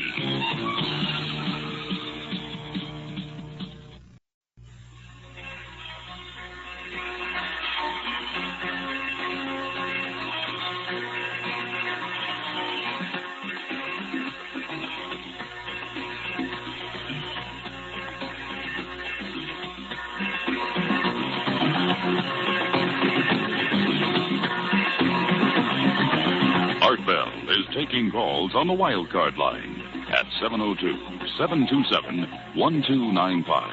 That's 702-727-1295. First-time callers can reach Art Bell at 702-727-1222. 702-727-1222. Now, here again, Art Bell. Once again, here I am, and we really are going to begin taking your calls here in a moment for The Exorcist, Father Malachi Martin. There's really nobody else that I know of like him anywhere. Again, this is going to be a 5-hour program, so to order it, if you want to order it, please don't send me a fax. Please don't send me email. I get gazillions. Please just write down the number. It's 1-800-917-4278. That's good 24 hours a day. 1-800-917-4278. Back now to Father Malachi Martin. Father, I have a very specific question for you. I suppose it's going to end up sounding like a book plug, but I've written a book that's going to be coming out Monday. Oh, lovely. Tell me the name of it. It's called The Quickening. The Quickening. Tell me about it. Quickening. All right. I shall. Here we go. This is sort of a culmination. It's something that poured out of me, or had to come out of me. I've been a talk show host doing this radio show in its present incarnation for about 13 years. And I have found that in every single human area of endeavor, socially, economically, politically, the weather, earth changes, our ecology, which is going absolutely crackers. In every area of human endeavor, things are moving faster exponentially. That's right. And I began to talk about it on the radio, and finally I gave it a name, and I called it The Quickening, and everybody was asking me, well, what do you mean The Quickening? Yes. And I've answered it a million times. Finally, I sat down, and I wrote a book, Father. I'm just a talk show host. I documented what I mean by The Quickening, I think, rather well in this book that's coming out. Don't call yet, folks. It's not here yet. And by the way, who's the publisher? Paper Chase Press. Paper Chase Press. I'll get you a copy. No, I want to buy it because I'm an author. No. I believe in buying books for people I love and know. Tell me, have you got an ISBN number for it? I don't want to give out. Father, I'll give it to you privately. I don't want to give it out in any numbers tonight. Fine. Anyway, my point for saying all this is that poured out of me. It's like I had to do it, and I know the feeling. And so something is coming. I don't know what it is or when it'll be here, but I know that we're beginning to race toward it at an ever faster rate.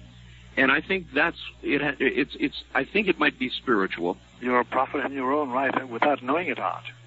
You are really, because I have shared that view long before I ever got to know you at all, and I am convinced of it from the evidence emerging from exorcisms and from what the spirits are telling us,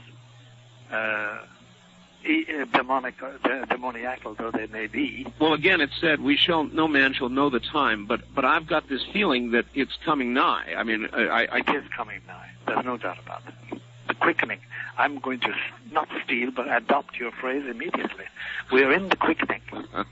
There's no doubt about that. All right, Father, I would like to open the lines and let you talk to some folks out there. Okay, whatever you choose. All right, let us do some of that then. East of the Rockies, you're on the air with Father Malachi Martin. Hi, Father. This is Suzanne calling you. I was really interested. I've tried to talk to the priest in my parish about this, and I was interested in your thoughts and your teachings about the Scripture's warnings of false prophets. Yes. And also, I'm noticing a number of people, particularly on television, and they seem to be like they're communicating with accuracy, scary enough, with dead spirits, particularly of people who've lost relatives. And I wanted to know what you thought about that. All right. What is that, Father? Well, I'll tell you, here's the difficulty, my friends. I want to explain 3 levels to you. 3 levels of existence. Listen, I'm sitting at a table here. I have a telephone in my hand. An Art is sitting where he's sitting, and this lady is sitting where she's sitting, or lying in bed, or wherever it is. And we have the physical all around us, the dimensional. You know what I mean? The world, the earth, material things. Sure. That's nature, and our bodies too. Now there's a thing called the supernatural, and it is God's existence. It is a level of existence above ours to which we have been invited. There is then, and the angels are on that, and God is on that, and our beloved ones who have reached heaven are on that level. In between, there is what we know as the middle plateau. What is the middle plateau? The middle plateau is a region of existence marked by the following. Those on it exercise preternatural, not supernatural, preternatural powers, like telekinesis, remote viewing, channeling. Some of them have teleport. They actually can transfer themselves bodily. Now, these powers are remnants, those who have them. Like, for instance, Edmund Casey is an outstanding example of one power, that is simply medical knowledge that, he didn't get from any study from a university. He had it with a gift. Or the savants we have. But these gifts, these preternatural gifts, now are exercised only by demons and those with whom demons communicate, except that there are people like an Edmund Casey, there are people I have known personally who have what we call psychic gifts of perception. They will know at a distance. I have a sister, for instance, who will always know if I'm ill. And not because I write her a letter. Just because she knows. There is this connection between her and me. She just knows. She just knows. And mothers have it sometimes for their children, and fathers for their wives, and people relate by blood. But there are further gifts, though. There are other gifts. There's telekinesis. And there's also some people have participation in the gift which they can develop, unfortunately, of affecting physically at a distance. And sometimes we refer to that as a curse. So this middle area is neither good nor evil, no. But perhaps, as most things, both? Yes, it is. It's utilized by the demons. And if I can be attracted to that plateau and exercise those gifts, if I have some of them, and a lot of us have remnants of these in our beings, I can be deceived. I can be taken over. That's why channeling and remote viewing is so dangerous. Or things like the Ouija board or transcendental meditation. Why? Because you open up your mind and soul. You say, come in, whoever you are. Come in and talk to me. Yeah, and when you've got an open door, you never know who might walk through. You don't know. All right, get a little away from the phone for me. Yeah, sure. And here we go again. First-time caller line. You're on the air with Father Malachi Martin. Hi. Yes, sir. Hi, Reverend Father Martin and Mr. Art Bell. Yes, sir? Yes, I wish I could send a nice continental breakfast over there. I bet the sun is going to be coming up over the East I River. would appreciate a continental breakfast just right now. Well, Reverend Martin, your allegiance to Jesus Christ is inspiring, and I hope I'm not being objectionable to your years of learning and study or unaware of your help to those in need, sir. This has to do with the cunning and sometimes extremely subtle influence of Lucifer or Satan. Yes, sir. Yes, sir. Now, dear sir, I have a question. Yes. Perhaps rhetorical. Yes. Concerning the Vatican's treaty with Benito Mussolini in 1929 that was negotiated with representatives of the Vatican. That's right. Right. By terms of this Lateran treaty, did I pronounce that right? You did absolutely correctly so far. Okay, follow me here. The Roman Catholic Church was made the state religion in Italy. Mm-hmm. Then comes World War II, where Mussolini cozied up with the Nazis, and eventually the Allied forces fought right on the Italian boot or soil. Why didn't the Pope, or should I say the Vatican, put a stop to this disastrous letting of blood of our own men and women? All right, good question. Okay, doesn't this point out to us the fact that Lucifer can imbue his demonic influence right to the top of even our ecclesiastic leaders at times? Sounds like you may have read Windswept House. And the answer is absolutely yes. You're right. Lucifer can and does. And I said to Art at an earlier exchange this morning that politicking prelates of any kind are abhorrent to God and have nothing really to do with the salvation of Jesus. I agree with you, sir. Father, I've got an article here entitled Two Eminent Churchmen Agree. Yes. That there actually is, this is a shocker to a lot of people. Yes. That there are satanic practices going on at the Vatican. Could that be true? Yes. You want to say that? If I was a lawyer and you were on the witness chair, I'd say, would you say it's out loud? Yes. Yeah. Yes, it is. Now, when we say in the Vatican, it's at a certain level, and there's no doubt about it that there have been and still are practices that are formally venerating Lucifer, the prince of this world. There's no doubt about that. The Vatican itself has about 8 resident exorcists. And it uses those both there and in the 2 other cities that are devil-ridden in Italy, Milano and Torino, Milan and Turin.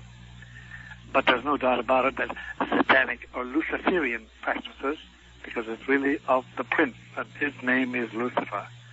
It's really of the prince that these, in veneration of him and service of him, that these actions have taken place and do take place. So, Father, is it because this is such a holy place that it makes it a number 1 target for Lucifer, or is it that there is a disease or a cancer within the Vatican? Makes it sound like Watergate. I'll tell you what I think, Art. It is that amongst Luciferian organizations, there is a prophecy that if they can invade the citadel, and that's their name for the Vatican, they will have power for 1,000 years. How close are they? Very close. Very close. I've heard about that. 1,000 years. I've heard about that. 1,000 years. Frighteningly close. And only, I tell you quite honestly, to be quite frank with you, only Christ can save this organization. I can save the church, because the organization is shot, as far as I'm concerned. And I'm a very faithful Roman Catholic priest. But I know we're in, as I said before, to make it easy to hear it, we're in deep doo-doo. Well, Father, when you say this kind of thing, I can only imagine how it resonates at the Vatican. Well, they get very itchy and antsy about it, of course. Itchy and antsy. I get all sorts of complaints and statements, but when it comes down to brass tacks across the table, they say, yeah, you're right, we are in trouble. We are in trouble. And we don't know what to do. And only Christ himself and the Blessed Virgin, his mother, who has a function in all this, can save the organization of the Holy Roman Catholic Church itself. The Church itself is, again, composed of people in a state of grace, and that's the bride of Christ, the mystical body. But the organization is in trouble, deep trouble. It makes me feel so powerless to hear that. Well, no, it shouldn't, Mart. I sympathize. I know, I empathize with you. But the point is this, that you know what's happening really? The quickening. And the quickening is, the process is this, that finally we're being driven to turn to Christ and say, save us. You are our God. You are our Savior. Show us what we do. Solve our problems. Solve our immigration problems. Solve our refugee problems. Solve our population problems. Solve our nuclear missile problems. Solve our inherent hatred of each other. Solve our problems, because we will commit global suicide if you don't come and save us. And the quickening, I suppose, is that men are finally going to rush around looking for solutions and finally raise their hands and say, come, save us. Be our Savior once again. Well, That's the quickening. It's the quickening, and I think that it's not the end of the world, Father, but I think there's going to be a change. There's going to be a big event. I don't know when. I don't know what, and I don't know from where. I wish I could say I did. I just know it's coming. Yeah, it is coming.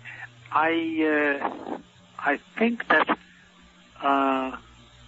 you shortly will get some great light on that art, especially if you notice events taking place in Rome about a week or 10 days from now.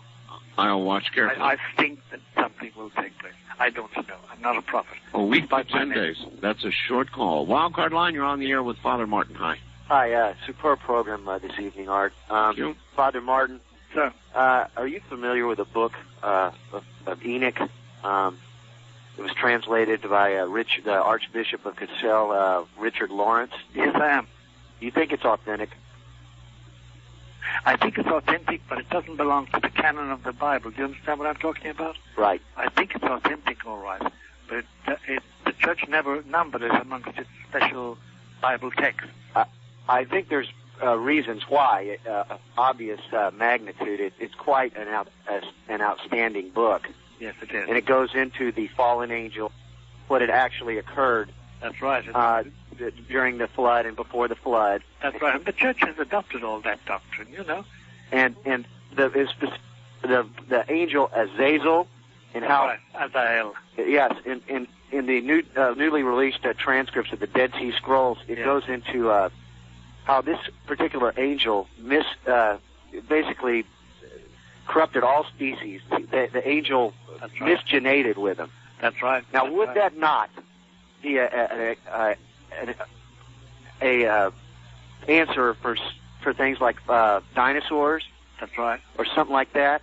Yeah, it does. It answers many questions that people are still scratching their heads over in the evolution of man, and the evolution of animals, and the evolution of the world from the beginning. All right, that'll have to do it. Caller, thank you very much. Father, hold on. We'll be right back from the high desert. You're listening to the CBCE Radio Network. I'm Art Bell. And once again, to get a copy of this program, you call 1-800-917-4278.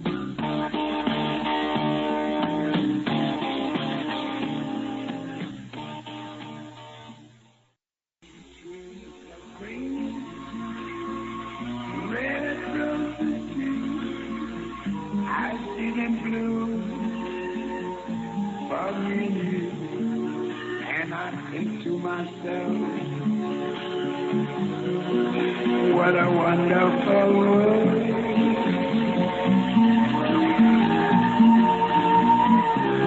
I see skies of blue and clouds of white, the bright blessed day, dark sacred night, and I think to myself, what a wonderful world. Call Art Bell toll-free, west of the Rockies at 1-800-618-8255. 1-800-618-8255. East of the Rockies at 1-800-825-5033. 1-800-825-5033. This is the CBC Radio Network.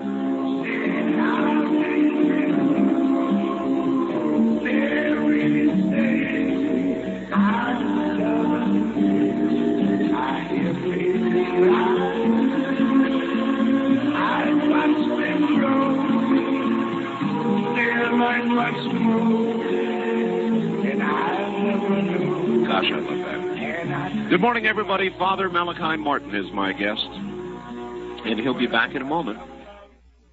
Well, all right. Here we go once again. Father Malachi Martin is my guest. Father? Yes. You're still there holding up all right? Of course. My goodness. This is a lovely morning. It is a pretty morning, This is a lovely morning, Art. All right, off we go to the races then. Sure. On the first-time caller line, you're on the air with Father Martin. Hi. Yes, it's an honor to be talking to both of you, Father and Art. Thank you. Thank you very much. It's very nice. One of my questions is, what is the best thing we can do to protect our family from the devil? And the other one would be, I'm in the Catholic faith, and it says there's only one baptism for the forgiveness of the sins. Yeah. But then my brother, he's in something else that's born again, where they're baptized twice. Yes. What is the difference? There's no difference as regards, as far as God is concerned. Once you're baptized, you're baptized. And if you're baptized, it's got rid of any original sin in you, and you're a child of God. And you belong to Christ, and you can benefit from his salvation.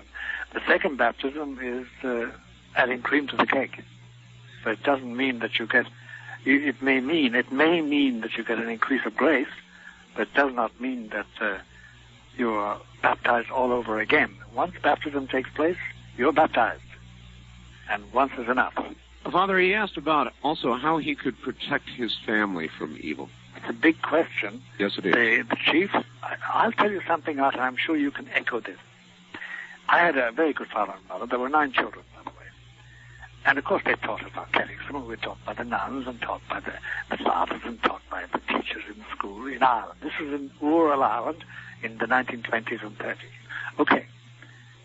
They taught us formal religion. But all I really learned about virtue and religion, I learned from watching my father and mother. I didn't know I was watching. I didn't know I was learning, but I was learning. Sure. I learned what anger was, what patience was, what compassion was, what sorrow was, what purity was, what good behavior was, what politeness was, what humanness was. I imitated everything I saw. And that's where I really learned it. So first thing is the example. The example you give your children. And number 2, there is formal instruction. I was shocked a few weeks ago when I went out to say Mass in Long Island, and before Mass, as I was putting on my vestments, several people came up and said, "Will I hear thy confession?" Which I did. And some of them were young, 18-year-olds. And the old people, there was no difficulty. You give them a penance, they could say the prayers, make an act of contrition. The young people didn't know the act of contrition, didn't know how to say I'm sorry to God, and didn't know what they couldn't recite the Hail Mary or the Our Father. Now tell me, come on. You know, if you don't instruct people in prayer, how are they going to pray? So it's instruction, but it's primarily example. And then there's one more thing, Art, which we have lost completely. The consciousness of what we can do as parents. A father or a mother has, according to Christian tradition and Catholic tradition, has the power of giving a blessing to their children. Literally, a blessing. It's not quite the blessing a priest gives, but it's more powerful because it's the blessing of a father or a mother. And how do? You make the sign of the cross on the forehead with your thumb and say, I bless you. I give you my blessing as your mother. I give you my blessing as your father. And on top of all that, there is this privilege of parents, that Christian parents, they can ask God for special favors for their children, and God will grant it to a parent when he won't grant it to other people. Why? Because of the parent's position. That's really something. Yeah, it is. But we've lost that whole theology. Has been wiped out by our sort of our garbage today. But that's Christian tradition. That's how you guard these children, and how you preserve them and teach them to get down on their knees and to pray to God. All right. Wildcard line, you're on the air with Father Malachi Martin. Hi, where are you, please? I'm in Spokane. Good morning. Good morning to you. I'm just speechless now. All of a sudden, I've been waiting, but just two of my favorite men in the world. Neither of you is available. But what I was curious to know if you might comment any further on, I think was it Archbishop Milingo? Oh, Milingo. Milingo. Emmanuel Milingo. He's an African bishop, and he's engaged at the present moment in a verbal dispute with people in the Vatican, because Milingo is a very honest man, and he calls a spade a spade. Sometimes he calls it a bloody shovel, but that's just his manner. He's almost Irish in that sense, although he's a native African. And he objects to something Art referred to a short while ago, and one of our speakers, one of our callers referred to, namely the practice of Satanism or Luciferianism amongst Vatican people. And there's no doubt about it. It does. And Milingo has emphasized this because he's run up against it. Because the behavior of Vatican church men in Africa and in Rwanda has not been exemplary. And Milingo was attacking that. He's a very honest man. Okay. Also, I was wondering if, now I'm kind of a lapsed Catholic, I guess. Yeah. I am also curious to know, and I'm kind of ignorant when it comes to this, but something to do with a secret debt. Something to do with Fatima and the secret debt? I'm sorry, what? Did you say a secret debt? Oh, no. The secret that was supposed to be revealed and never been revealed. The Fatima secret. Yes. Yes, the Fatima secret is something that was written down by the person who received this secret information back in the 1930s and the 20s. And the person who wrote it down is still alive. Her name is Lucia, and she's a nun in Spain, in Coimbra. She's a Carmelite nun. And it's called the Third Secret, and it was sent over to the Pope, and according to the instructions that Sister Lucia got from the Blessed Virgin Mary, she says and claims, and we all accept it, it was the Pope of 1960 who was supposed to reveal the secret and follow out the instructions, do what it said. The Pope of 1960 was the good Pope John, the 23rd. He refused to do that. He refused to obey Our Lady. He refused the mandate of heaven. He refused to publish the secret, and he refused to do what it said. And consequently, we're in trouble. That's roughly the third secret. Now, what's the third secret?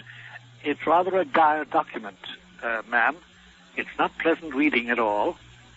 I'm under oath not to reveal the actual details of it because I read it. You read it? I read it. I can't break my oath in that matter, but it is not pleasant reading at all. Does this involve a chastisement? Yes. Several. All right, I'm not going to name the specific instance, Father. Yes. But you and I once talked of something that you said must not be spoken of. That's right. And you just now referred to another thing that must not be spoken of. Are there many things, secrets, or things that you know of the type you and I talked about and others that just simply may not be discussed? That's right. There are not a plethora, Not a multitude, but certain things. You can make a list of them. All right, we'll leave it right there, and the audience can read where they want to. East of the Rockies, you're on the air with Father Malachi Martin. Hello. Hello, Mr. Bell. Father Martin. Hello there. What's on your mind? For one thing, making a long story short, I've had a deep inner knowledge, much like you gentlemen have about certain things. Yes. That the Antichrist would rise up through the Catholic Church. Yes. And the whole purpose of it is to turn over the church to Lucifer. Yes. Also, that the Antichrist may not necessarily be male, but may be female. In addition, I've had a number of what you would call preternatural experiences most of my life. And I discovered when I was 16 that under certain conditions, I seem to be able to control the weather. And I wonder, why does the church always say that things that, if, powers like this, they always come from the devil? Well, never that they come from God. Yeah. No, it's not so much that properly instructed churchmen would not say that to you, sir. What they would say is that the use of it must be governed by the godly principles. You can have a gift like Edmund Casey had a gift. Yes. I know people with extraordinary gifts of what we call second sight, and they really have. I know, for instance, one person who can cure certain diseases by the touch. And they keep it very carefully hidden from people. They don't want to be mobbed. They don't want to make money on it. Yes. But they utilize the gift according to the will of God. I know other people with gifts, that we call them preternatural gifts, and they use them to abuse. Do you understand me? Yes, oh yes, Father. So I think there's a question of what use you make of them, and are you submissive to God? Father, yes. How will we know? How will you know if the church is literally taken over and that 1,000 years begins? How will we know? We will know by this a series of facts which amount to the following: that the basic beliefs of Christianity are played down to ground zero and do not matter any longer in the normal life of society and of nations. Where those who are supposed to be the custodians, supposed to be the administrators of the Word and distributors of His grace, where they have stopped all that and have taken to completely secular terms. We'll know it by that. And rather overnight art, as far as I can see. It's the quickening, such a well-chosen word. It suddenly will dawn on people, hey, this thing has gone completely awry. Yeah. Oh yes. So we will know. We will, because you see, there's this abiding thing. If the grace of Jesus, our Lord, is with us, He will tell us. He won't use words. We will know in our souls. We will know. I believe worldwide statistics show, Father, that attendance at traditional church service has dropped dramatically. However, attendance at some of the more radical belief churches has gone up. Yes, it has. It has. There's an ingathering of people collecting together when they find themselves believing the same thing against the current secularism, the current hedonism, the current corruption. And listen, in my own church art, in the Roman Catholic organization, we now have the spectacle in this country of the underground church. The underground church? Yeah. What is that, Father? Bishops, priests, chapels, nuns, schools that do not come within the scope of the normal diocese, all over the country. By the way, I often say it, but it's true. If the American bishops, all 280 of them, knew how far the underground church had gone, they would have diarrhea. Well, I'm having it just hearing that. Oh, don't. Because it's a consoling fact. These are good people who decided that, like Mary Magdalene, they had taken away the body of the Lord and they couldn't find it. And they wanted valid priests to say valid masses and administer valid sacraments. and they don't want some person organizing them with enneagrams or promoting remote viewing in their sermons or advocating completely pornographic sex ed for their children in schools. So they said, no, we won't do that. We'll have our own homeschooling. We'll have our own chapels. So are we close to a day then when everything is upside down and inside out, including the church? That's the quickening. Church organization, yes. I always make that distinction out because there's this firm belief amongst Christians that the body of Christ, composed of those in His grace and the grace of Jesus, whether they're in heaven or in purgatory or on earth, but in a state of grace, that they form His church, as St. Paul calls it, His bride, without spot or wrinkle. Then there is the organization, the visible organization, supposed to incarnate that. At the present moment, that organization is going down, to our regret. It's going down. There are lots of good people in it, but as an organization, it's going down. It's like a wood with a forest dying out with fresh young saplings. West of the Rockies, you're on the air with Father Malachi Martin. Hello. Hi, this is Jack in Seattle. It's good to talk to you, Father Martin. I Thank happen you. to be a member of a different faith, but I've always been fascinated when you've been on the show. The question is, I'm 40 years old, and there's been so much talk, even in my own faith, of this being the last days and the second coming being just around the corner. I find I have a really hard time preparing for the future when I think about things like retirement. I think that the world is not going to be the same when it's time for me to retire. I have a hard time. I want to prepare spiritually, but when I think about preparing financially in the way that most people do, it's hard for me. Do you think it's really that close? No, I'll tell you what I do think, sir, honestly. And you're asking for my personal opinion, but I'll also give you what normal church doctrine would be. For instance, you will know if it's the second coming because the Antichrist will have come. And you will know the Antichrist has come by two things, chief things. First of all, he will be a human figure. And secondly, he can solve all our problems. He will have human wisdom. And thirdly, the last note, which is the most important, we will adore him as God, or at least a lot of people will. And he will accept to be adored as God. Once that happens, you know the Antichrist has come, and he's in power, and he's solving our problems. Not in a godly way, but solving them. And after that, then comes the second coming. Well, that's one Christ thing will come, blow him away with the breath of his mouth. So, sorry. That's one thing that also makes me wonder, then, could it possibly be Lucifer that makes me think that I don't want to be prepared for the future? Yes, of course it is. It's a temptation. Mm-hmm. But I'll tell you, the fact that you even talk about it means that Christ is speaking in your heart and giving you the grace. Do you understand me? Yes. And, of course, listen, you and I, and I'm sure Art would agree, it's impossible for us to know what's happening financially because we don't know how the finances of the world are going.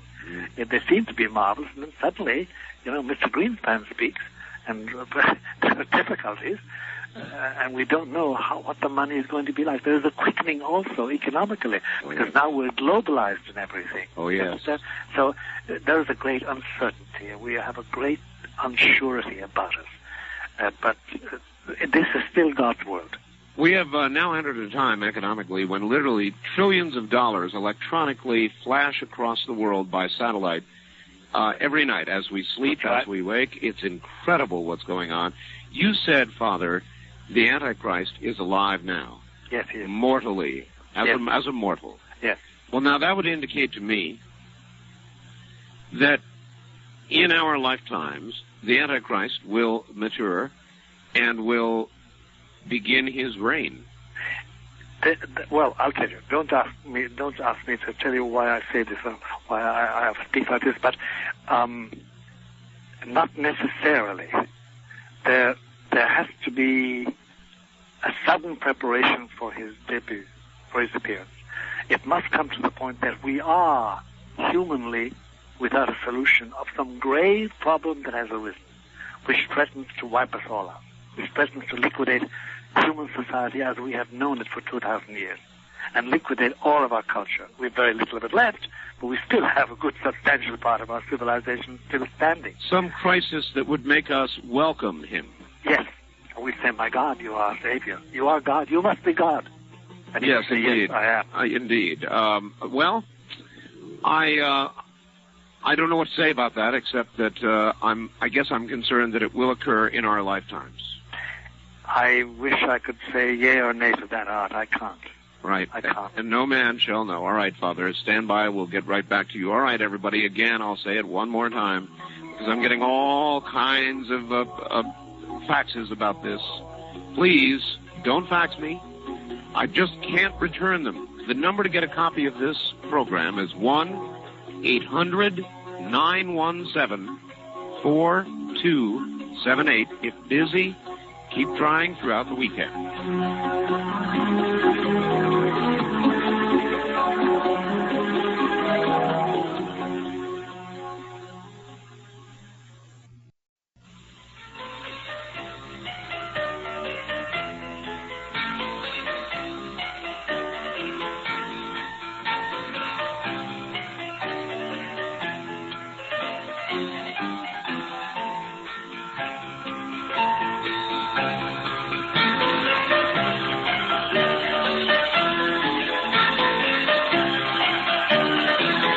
Art Bell is taking calls on the wild card line at 702-727-1295. That's 702-727-1295. First-time callers can reach Art Bell at 702-727-1222. 702-727-1222. Now, here again, Art Bell. Once again, here I am. Good morning, everybody. My guest is Father Malachi Martin. And we'll get back to him in a moment. All right, back now to Father Malachi Martin in Manhattan, where I suspect the sun is beginning to slowly announce itself. It's already opening up everything. All right. So beautiful. Well, Yes, it is beautiful. It's nice to see it come up every day. it's lovely. It really is lovely. It's reassuring. Yes, so reassuring. First-time caller line, you're on the air with Father Malachi Martin. Hi. Yes, hello, Art. Yes, sir. My name is Jason. I'm calling from KEX Country, Portland, Oregon. Yes, sir. And I have a question for Father Martin. Yes, Jason. First, Father Martin, let me tell you, I am a Catholic, and hopefully, if everything goes right, I'll be entering seminary in the fall. Well, cheers. What seminary? Mount Angel. Uh-huh. Yeah. The question is, I find today a lot of people really don't think that there is truly a tangible evil out there. And do you think that it's just people have become too desensitized? Oh, yes. Besides, this is a very good PR job on part of Lucifer. Yeah. I mean, the best spy is somebody you don't know is a spy. The best enemy in this society is the one you don't know is the enemy. Right. They can work in private. And the PR job about the devil. You see, Jason, a lot of people, they picture the devil as an old guy with cloven hoofs and with yellow eyes and a filthy body and his dirty books under his arm. Right. And it's not that at all. He's a very, very urbane and polished gentleman, if you want to call him a gentleman. Okay. And he inserts himself very subtly and with skill and never shocking into your soul and your heart. Father Martin, but if people have lost that, they'll have to get it back. Father Martin, where can I write to you? Following address, take it. 217 East 66th Street, New York, 10021. Give it again, Father. It's 217 East 66th Street, New York, 10021. Did you get that, caller? Yes, I did. Thank you very much, Art. All right, Okay, thank you. Take care. Any advice for young men who would be headed to the seminary? Yes, pick your seminary very carefully. Not all seminaries are good. Not all seminaries are even Christian. And not all Catholic seminaries are Catholic. Wow. How... You go and talk to them. You go and find talk out with the professors. Talk to the professors and find out, do you like are they saying what they should say?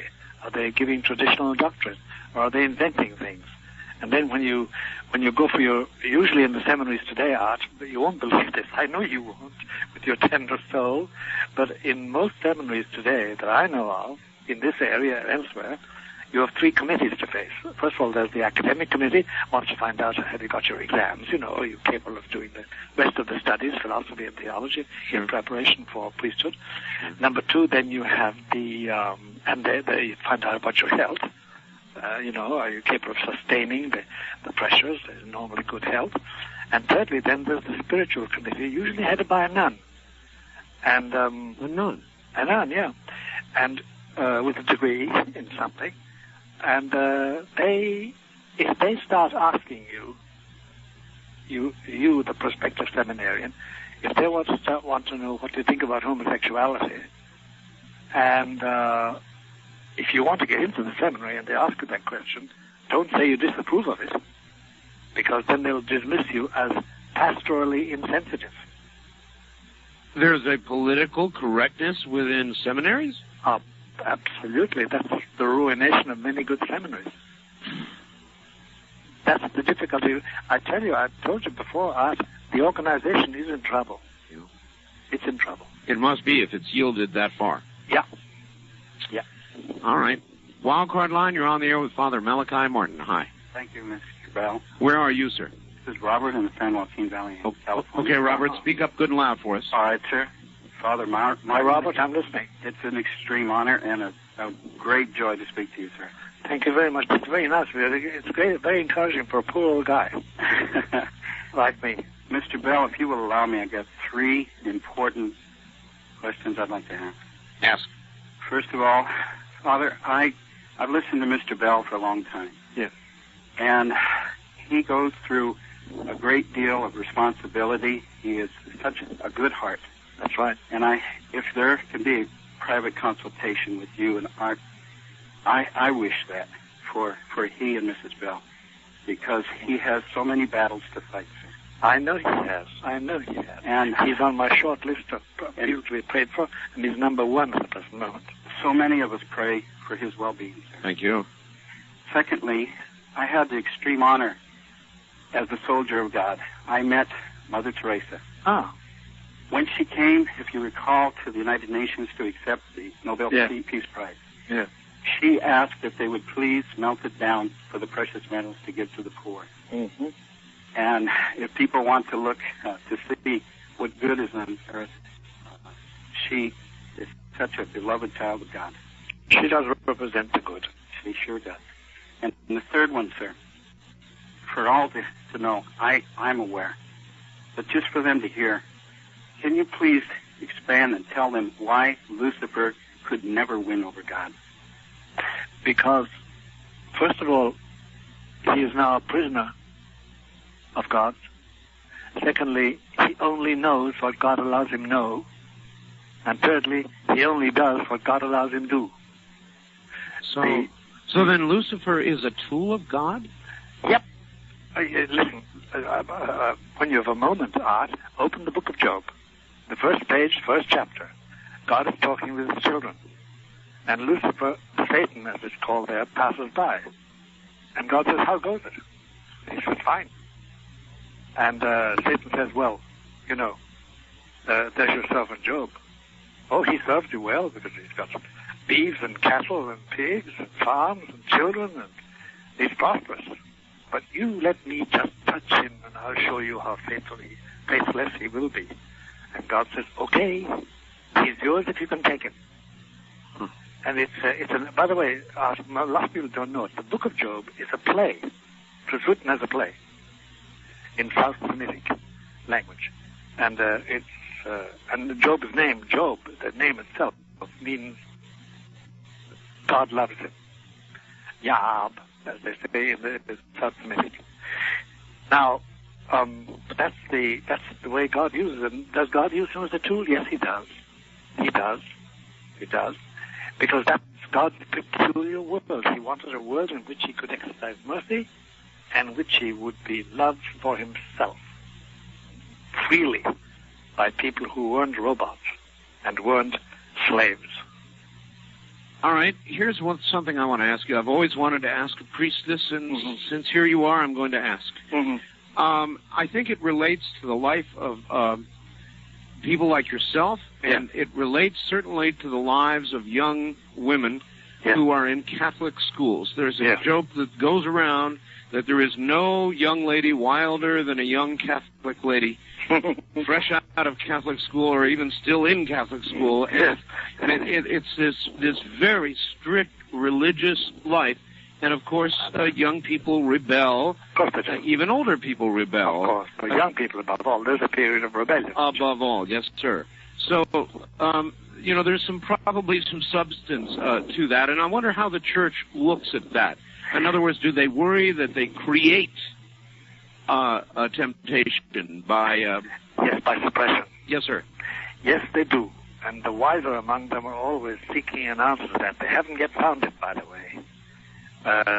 They haven't yet found the answer to that. The via media, the middle way between repression and training.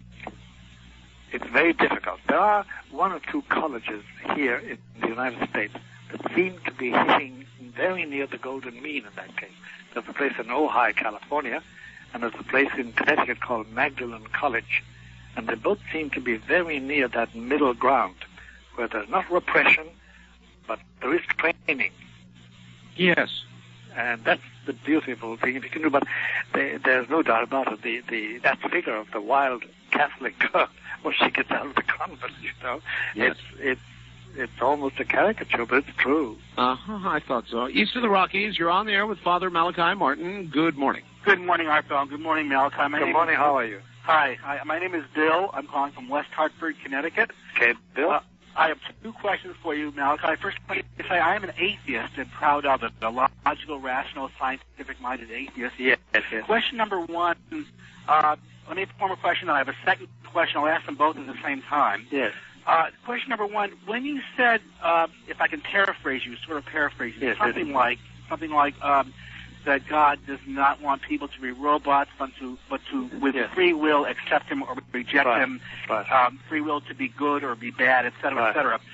That sounds to me like a good rationalization for someone who believes in, of course, as you do, in a God and a devil, et cetera, et cetera. In other words, what I'm trying to say, and I'll form a question. Question number one, isn't that a rationalized way of saying what I would say as a non-believing atheist, that it's just a natural world where there is good and evil. People are good, people are evil. Some are good, some are evil, some are in between. That's question number one. So, in other words, when you say that God gave us free will to be good or bad, it's taking the natural world as I see it as an atheist and trying to bend it into your theology, explaining it away with your theology. All right. No. Hold up for number one at a time. Well, the answer to number one is this.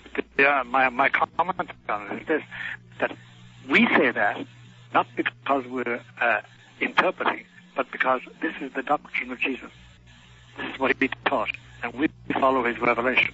You can choose not to, and that's fine and dandy. I'll defend your right to not follow him and not be persecuted for it. But we follow. We give that interpretation because that was the interpretation Jesus gave.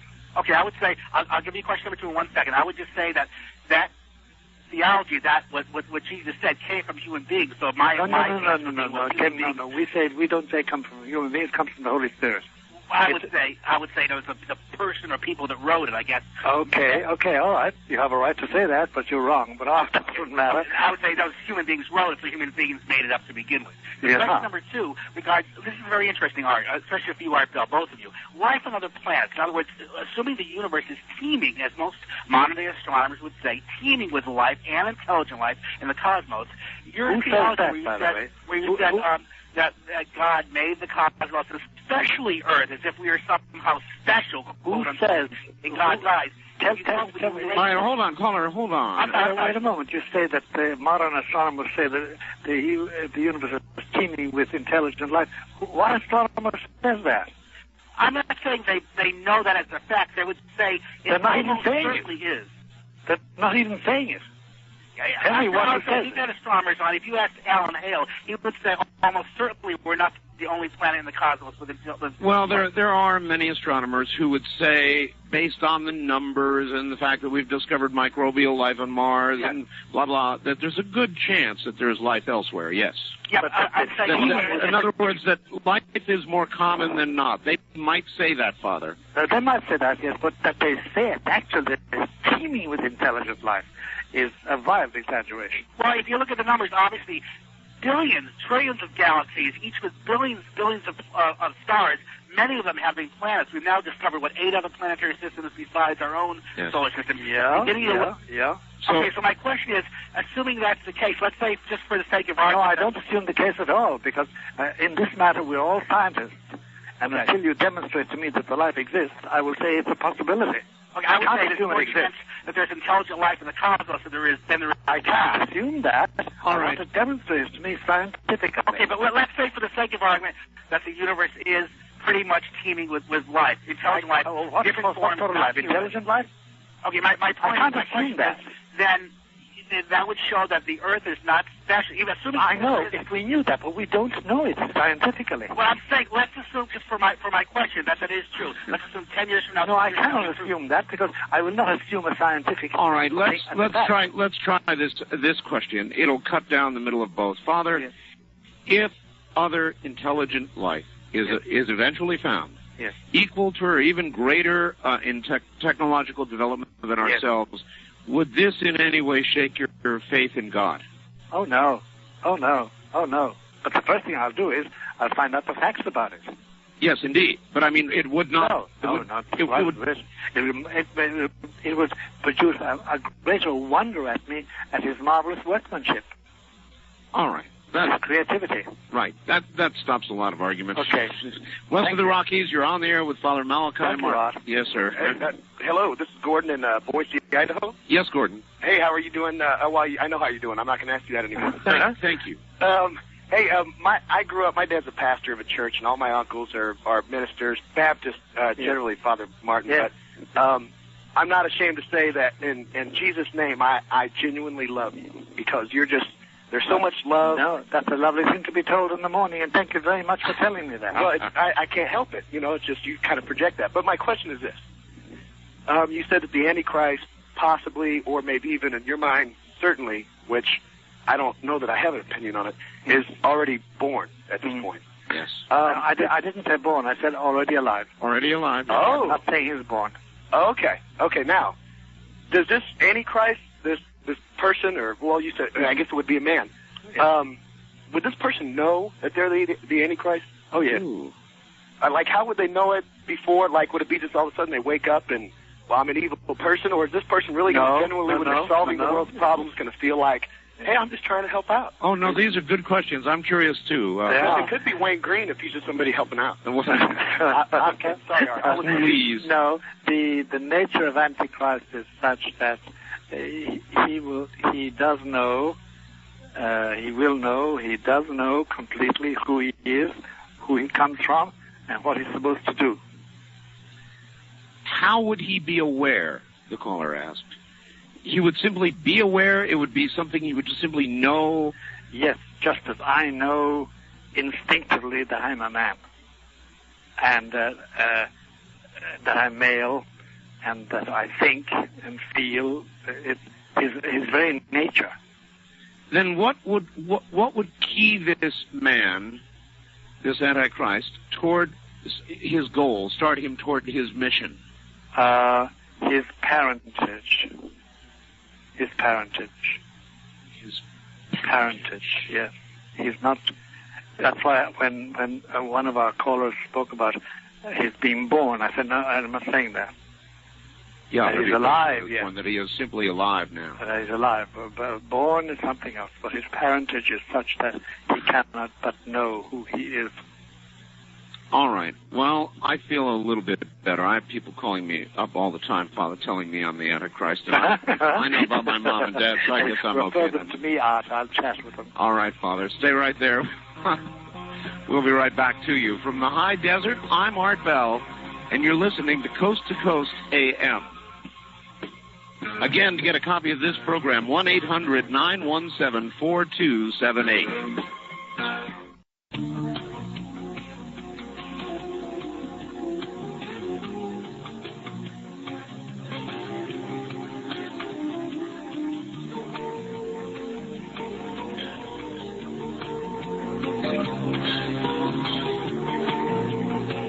Call Art Bell toll-free West of the Rockies at 1-800-618-8255. 1-800-618-8255. East of the Rockies at 1-800-825-5033. 1-800-825-5033. This is the CBC Radio Network.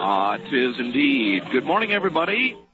All right, I will ask this. Father, are you there? Yes, of course I am. All right.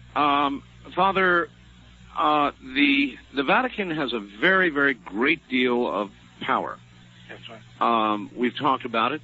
They have, whether they admit it or not, a great deal of political power all around the world. Mm-hmm. One of the things that they did fairly recently was they muscled, and I do intend to use that word, sure. They muscled their way onto a mountain in Arizona, Mount Graham, mm-hmm. and they built an observatory on Mount Graham mm-hmm. in connection with an Arizona university. Yes. However, the Vatican has the larger part of the control of this observatory, yes. looking at deep space things. That's right.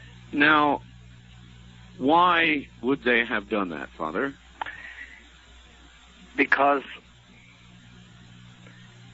the attitude, the mentality amongst those who, at the higher levels, the highest levels of Vatican administration and Vatican geopolitics, know that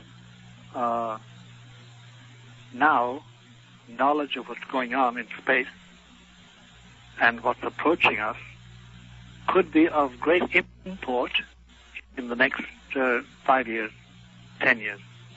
Carefully and well chosen words, Father. Thank you. West of the Rockies, you're on the air with Father Malachi Martin. Hi. Hi, my name is Dan. I'm calling from Sacramento. Hi, Dan. Yes, Dan. I've been listening to your show tonight. I'm really nervous. This is like quite an opportunity. I'm quite young. I'm 21. Oh, Dan, don't be nervous. Well, first of all, could you repeat your address? Okay, good question. 217, 217 in other words, East 66th Street, 66, New York, 10021. All right. Well, what you said earlier about like the trees getting old and like new saplings growing. Mm-hmm. Like right before you said that like telepathically crossed my mind. It was really weird. Mm-hmm. I understand what you're saying. I understand you, Dan. I'm with you.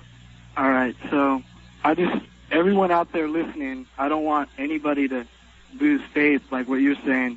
I mean, I think there's a new wave underneath this quickening that I think it's like leading towards the creation of like a neo-civilization or something. Well, look, there's no question about it. A quickening is a speeding up, but another definition for it is a birth. And whatever's coming, right.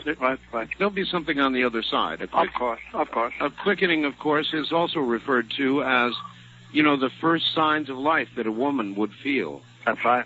In her womb.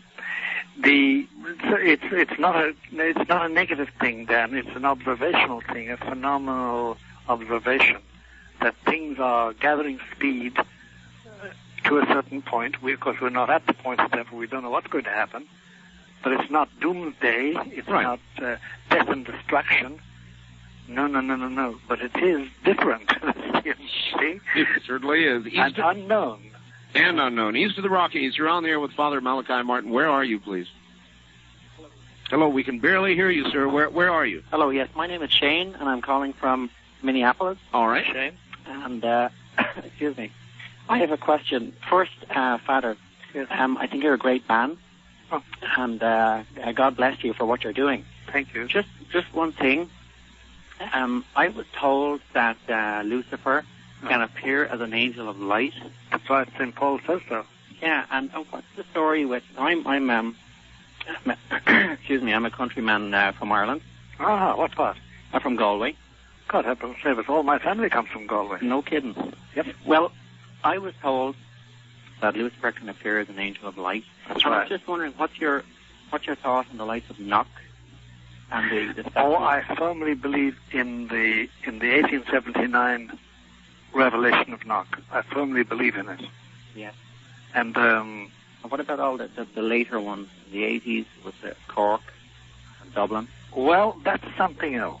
The church has not spoken on that, Shane. Yeah.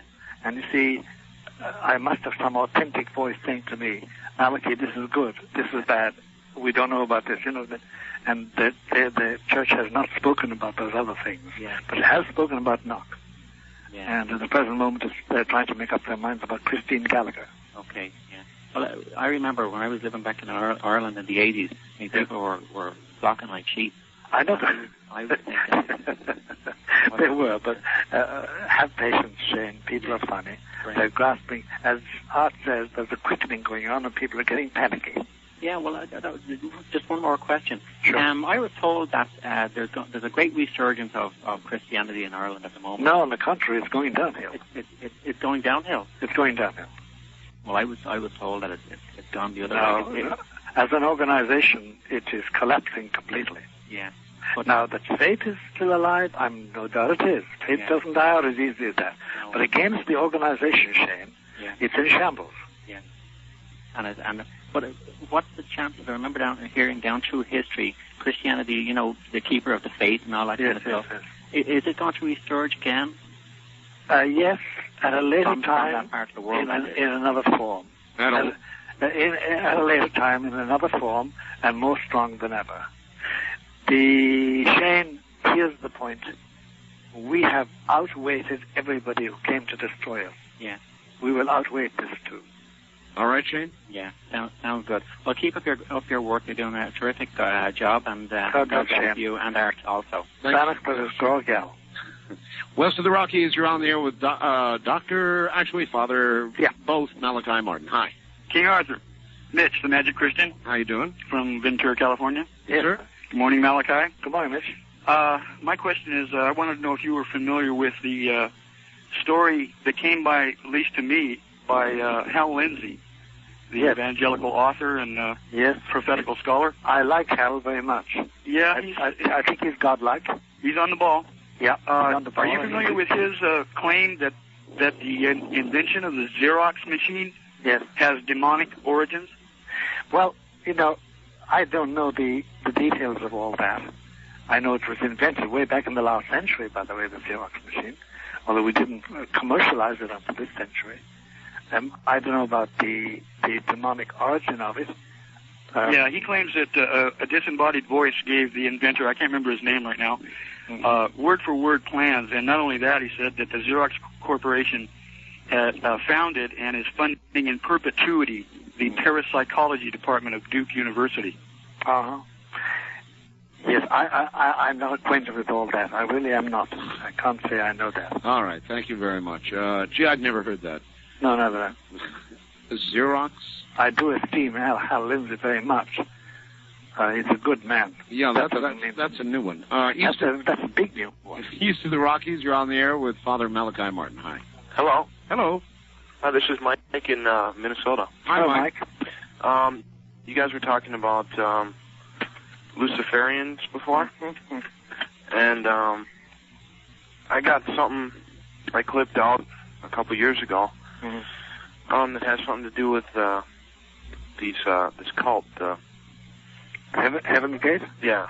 But they're called something else. I was going to send this to you, Art, if I could get your fax. Area code, sure, 702. Okay, hang on. 727-8499. 702-747? No, 727. Okay. 8499. 8499. 727-8499. Okay. But what it says is it goes along the line of what Ed Dames said about us being the garden and the gardeners are going to come back and spade us under. Mm-hmm.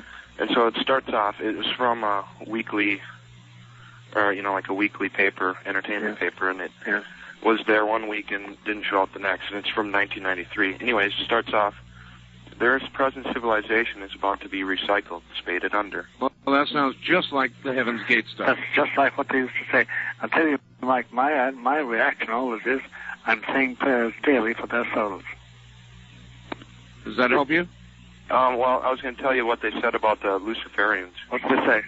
They said the reason for the term true kingdom of God is used repeatedly is because there are many space alien races that through the centuries of this civilization and in civilizations prior have represented themselves to humans as gods.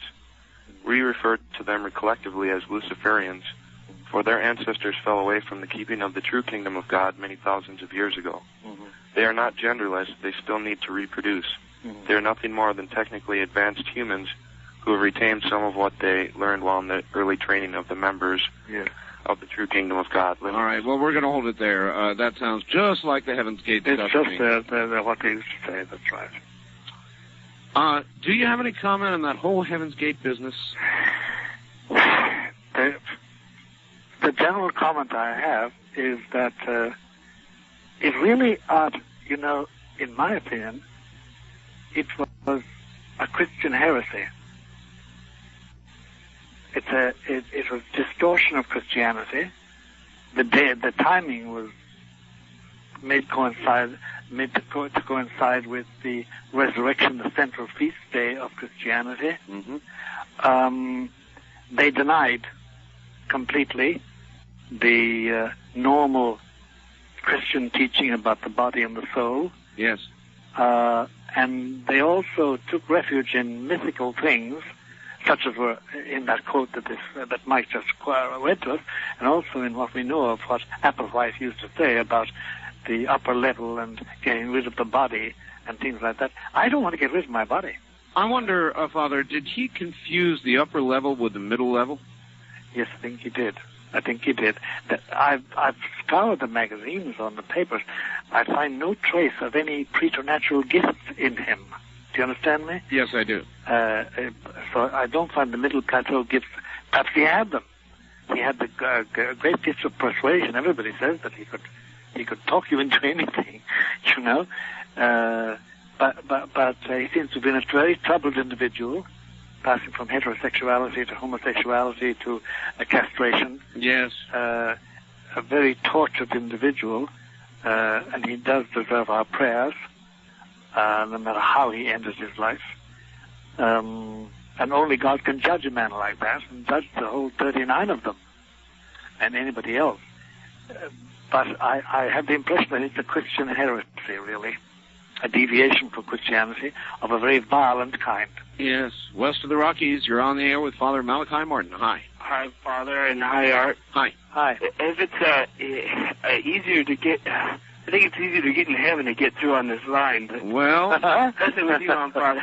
Since you've made it here, you may have a chance there. Continue. The question I had was, I was reading the book of Job, and it mentions Leviathan. That's a Leviathan. Yeah. Is that like a parable, or is that like an actual creature? Is one question. What the commentators normally say about that is that Leviathan in the book of Job refers to the rhinoceros in Egypt, in the river Nile. I see. And Leviathan does mean, just in Hebrew, it means a big, bulky, ungainly animal.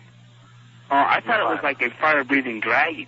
Well, that's another interpretation on it, but commentators say that what the writer was talking about, he was a South Semitic man writing this sometime about, about 400, 300 BC, writing this play about Job in 3 acts, by the way. There are 3 acts in the play, in the book. But that he was drawing on sort of mythical or mythologization of things like the storm and things like dragons resembling the rhinoceros. I see. They were the biggest animals they knew, rhinoceri and elephants. The other thing I'd like to point out is I get a kick how scientists tend to downplay biblical things in the Bible, and then later it's come to be found to be true, like the Noah's Ark, and like they found the parting of the Red Sea to be actually a probable event. All right, I've got one to ask you about, Father. Sort of in that same spirit. And it is the following. We have now cloned a sheep. That's right. Apparently cloned monkeys. Mm-hmm. And there seems to be no reason why a human cannot be cloned. I'm not so sure it hasn't already been done. this begins to get close to, it seems like, God's work. Of course it does. And I'm persuaded in my own mind that somewhere, some group are already trying to clone humans. You betcha. Now, the difficulty is this, by the way. It was just pointed out yesterday by a commentator that Dolly's not a young sheep. Right. She has the DNA of an old sheep. Right. And therefore, cloning a human being, if I say, oh, I want to clone me so that there's somebody like me, they're going to get 76 years of DNA. And as you know, DNA decreases with age. But that they're cloning and are going to clone, I am certain. I'm certain too. Is this something that man? I mean, is there some line anywhere that we should not be crossing? And if there is this one of them? Well, I'll tell you my immediate answer. I hadn't really considered it deeply, but I've given a certain amount of consideration as this. If I can get to cloning another human being without violating the rules of morality, then in principle, I cannot see what's against it. It's like once upon a time, for instance, in the 19th century, when people proposed lessening the pains of travail in birth. They were told brusquely by the fundamentalists, hey, she's supposed to bring forth her children in pain. But is not the purpose of sex reproduction? And of course. If reproduction is ultimately achieved without the sex act. Yes. I know. I see all the difficulties. And of course, we come to the stage that it must be regulated by teaching, by moral teaching. It won't be, just as in vitro fertilization is not. Father, we're starting to run out of time here. I want to ask you a question. We've got a link on our website to yours. Yes. On your website, is there a way to send email to you? Yes, there is. There is? There is. All right, so through that link, they can send email. They can. Or they can write to you. Either one or the other. How do you handle all your mail, Father? I have a helper, but I dictate always over every letter. I read every letter and make notes on it.